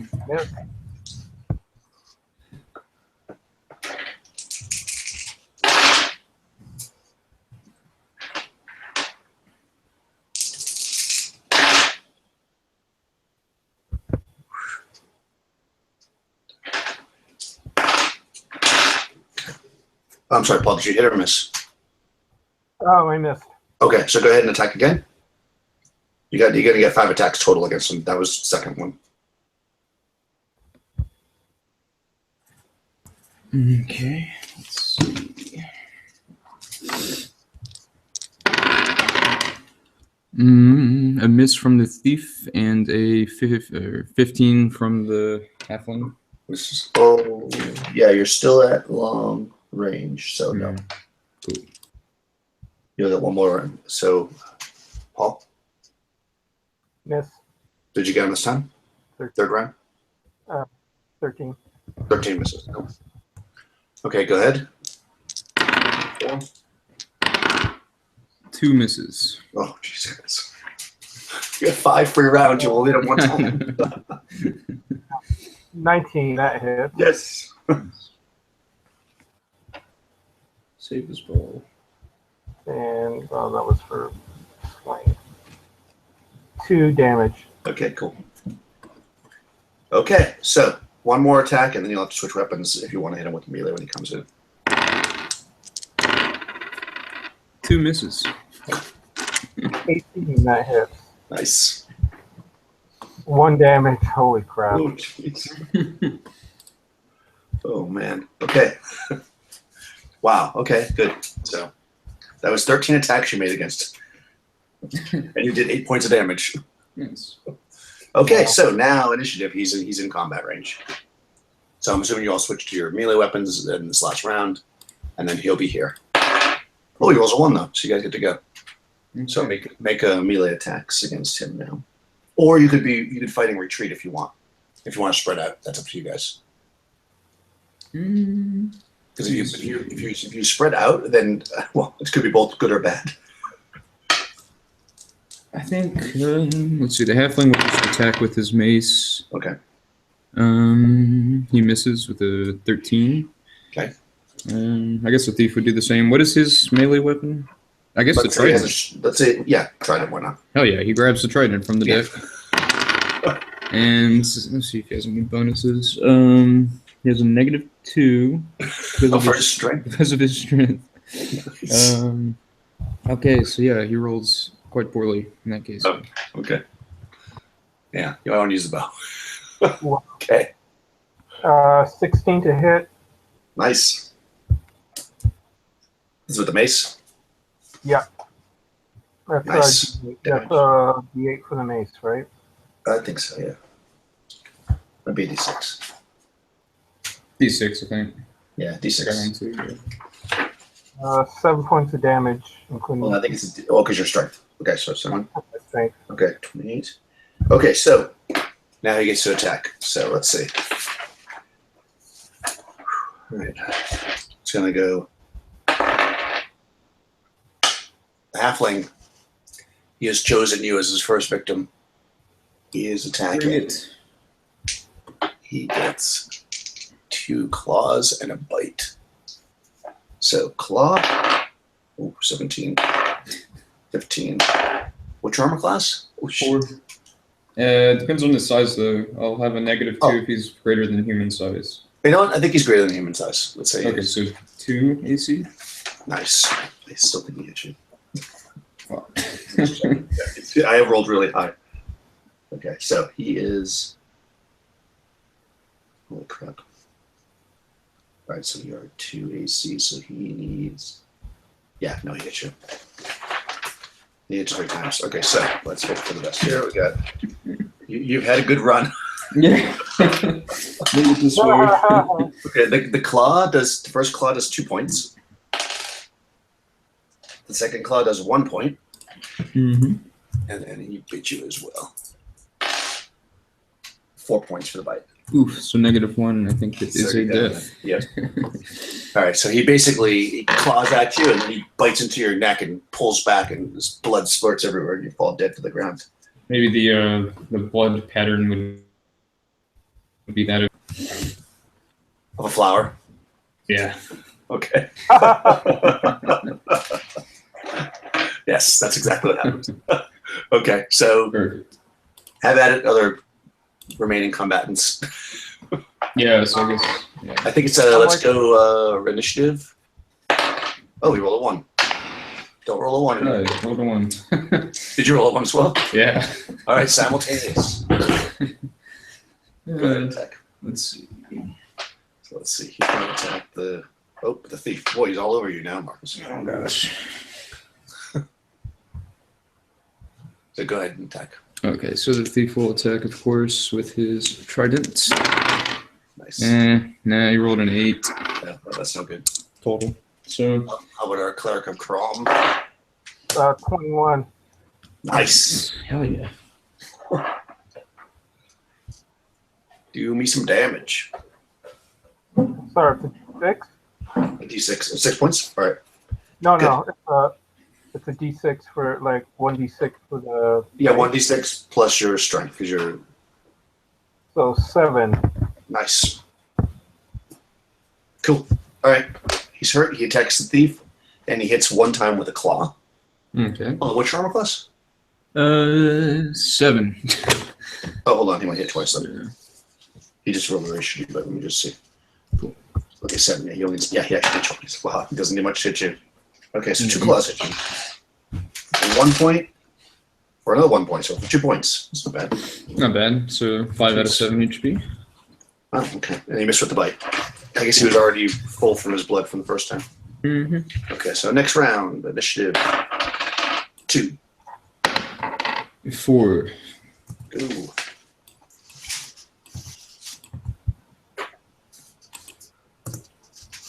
Okay.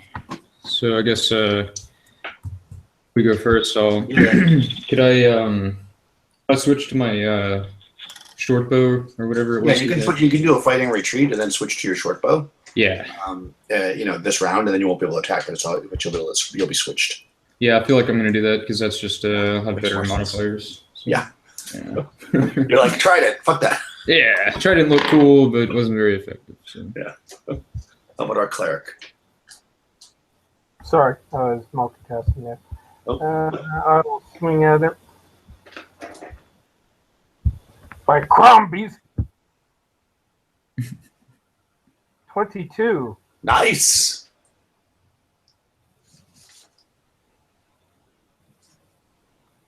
And basic needs to have crit damage, just saying.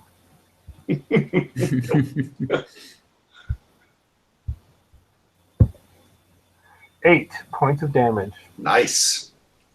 Very good. He's looking pretty beat up here. And surprisingly, you actually draw what appears to be blood from him, but it's not red. It's purple. What color? Purple. Mhm. Okay. Next round initiative. Oh no, he didn't go yet, right? You guys went first. So he's going to attack. The thief. He loves you. Oh, best friends. And so you ran back and he went after you. So here we go. Oh, 3. Luckily that. Oh, hit. And hit. Oh, so you got 1 claw. This might be the end of you. Yeah. Here we go. Only 1 point on the claw, though. Okay. Wow. See, the bite, though, can't do less than. Oh, you are so lucky. 2 points of damage on the bite. Okay, cool. So I'm down to 2 hit It points. literally it did the least amount of damage it could possibly have done. I'll take it. Rom is with you. Yes. Okay, so initiative. Oh, 5. A 6. Oh, nice. Woo! Got lucky there. Yep, go for it. Yeah, so I'm gonna shoot him this time with the You're bow. in short. You'll have to do a fight and retreat against you have to back up a little bit so you're out of melee range. Okay. It's fine. That doesn't really affect you. It's more mechanics than anything else. But you'll get a +1 because you're within short range. Just getting further away from your target. Oh, rolled a 1 and a 1 on the damage. So Nice. snake eyes, right? 2 1s. That does something. So you're gonna have to like charge forward to hit him because he flew towards your friend. Oh, perfect. If you want to go get him, Chrome Cleric. Paul, Oh, sorry. that's fine. You just have to run towards it, which you can do. It's totally fine. You're within. Yep. I do that. Just so we know what's going on. You're basically the combat's moving slightly Okay. down the hill. Ooh, 20. See, Nice. Oh yeah. Good. So 20. And let's see. 5 damage. Nice. He's a little bit more purple blood drips from him. Cool. and you guys went first. So now he's going. Let's see. He's going to attack. Oh, he turns around and attacks the cleric, who's doing more damage to him. Let's see. First roll for the. Oh, hold on. What's your armor class? 2. Oh, good. Not that it's good that he's attacking you, but you have way better armor class. It's going to be better for you guys. So he needs an 11. So he misses. Hits. Misses. Wow. Okay, so 1 claw attack for 2 points of damage. That's on me. No, That's on the cleric. No, it's on the cleric. Yeah. Whew. Are you still up? Oh, yeah, of course. Yeah, I don't think you've been hit at all, right? That's my first. Nice. I'm good. Cool. So you took your first scratch from the demon. Oh, Okay, initiative. 4. 3. Oh, okay. Let's see who's going to attack. Oh, he's going after the cleric again. He doesn't like Crumb.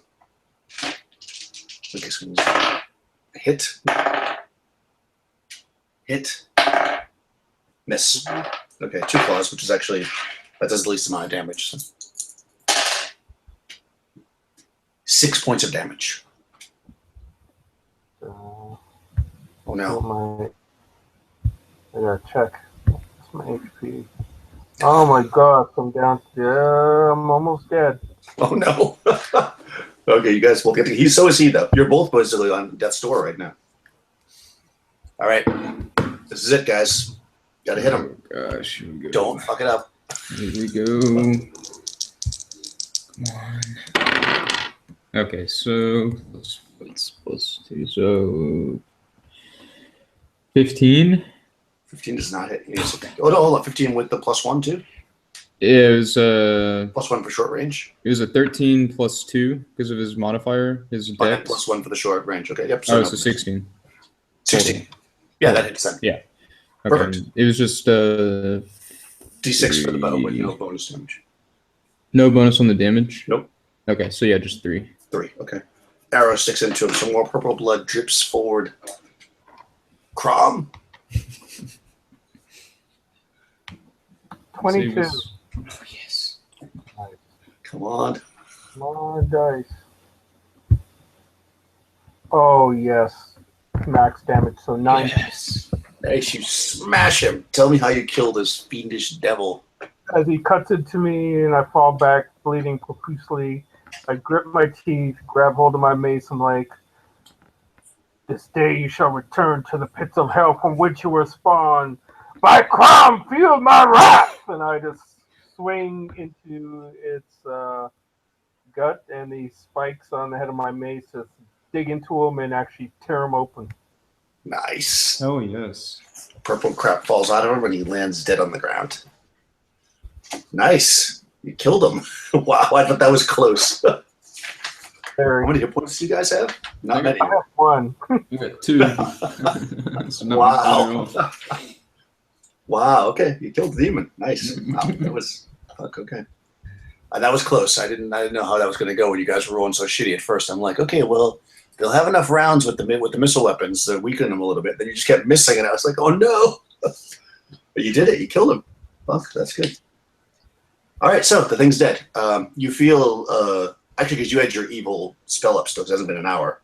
You definitely can feel like a lot of the evil kind of draining from the area. It's still not the nicest place in the world, but you feel like that did something. Nice.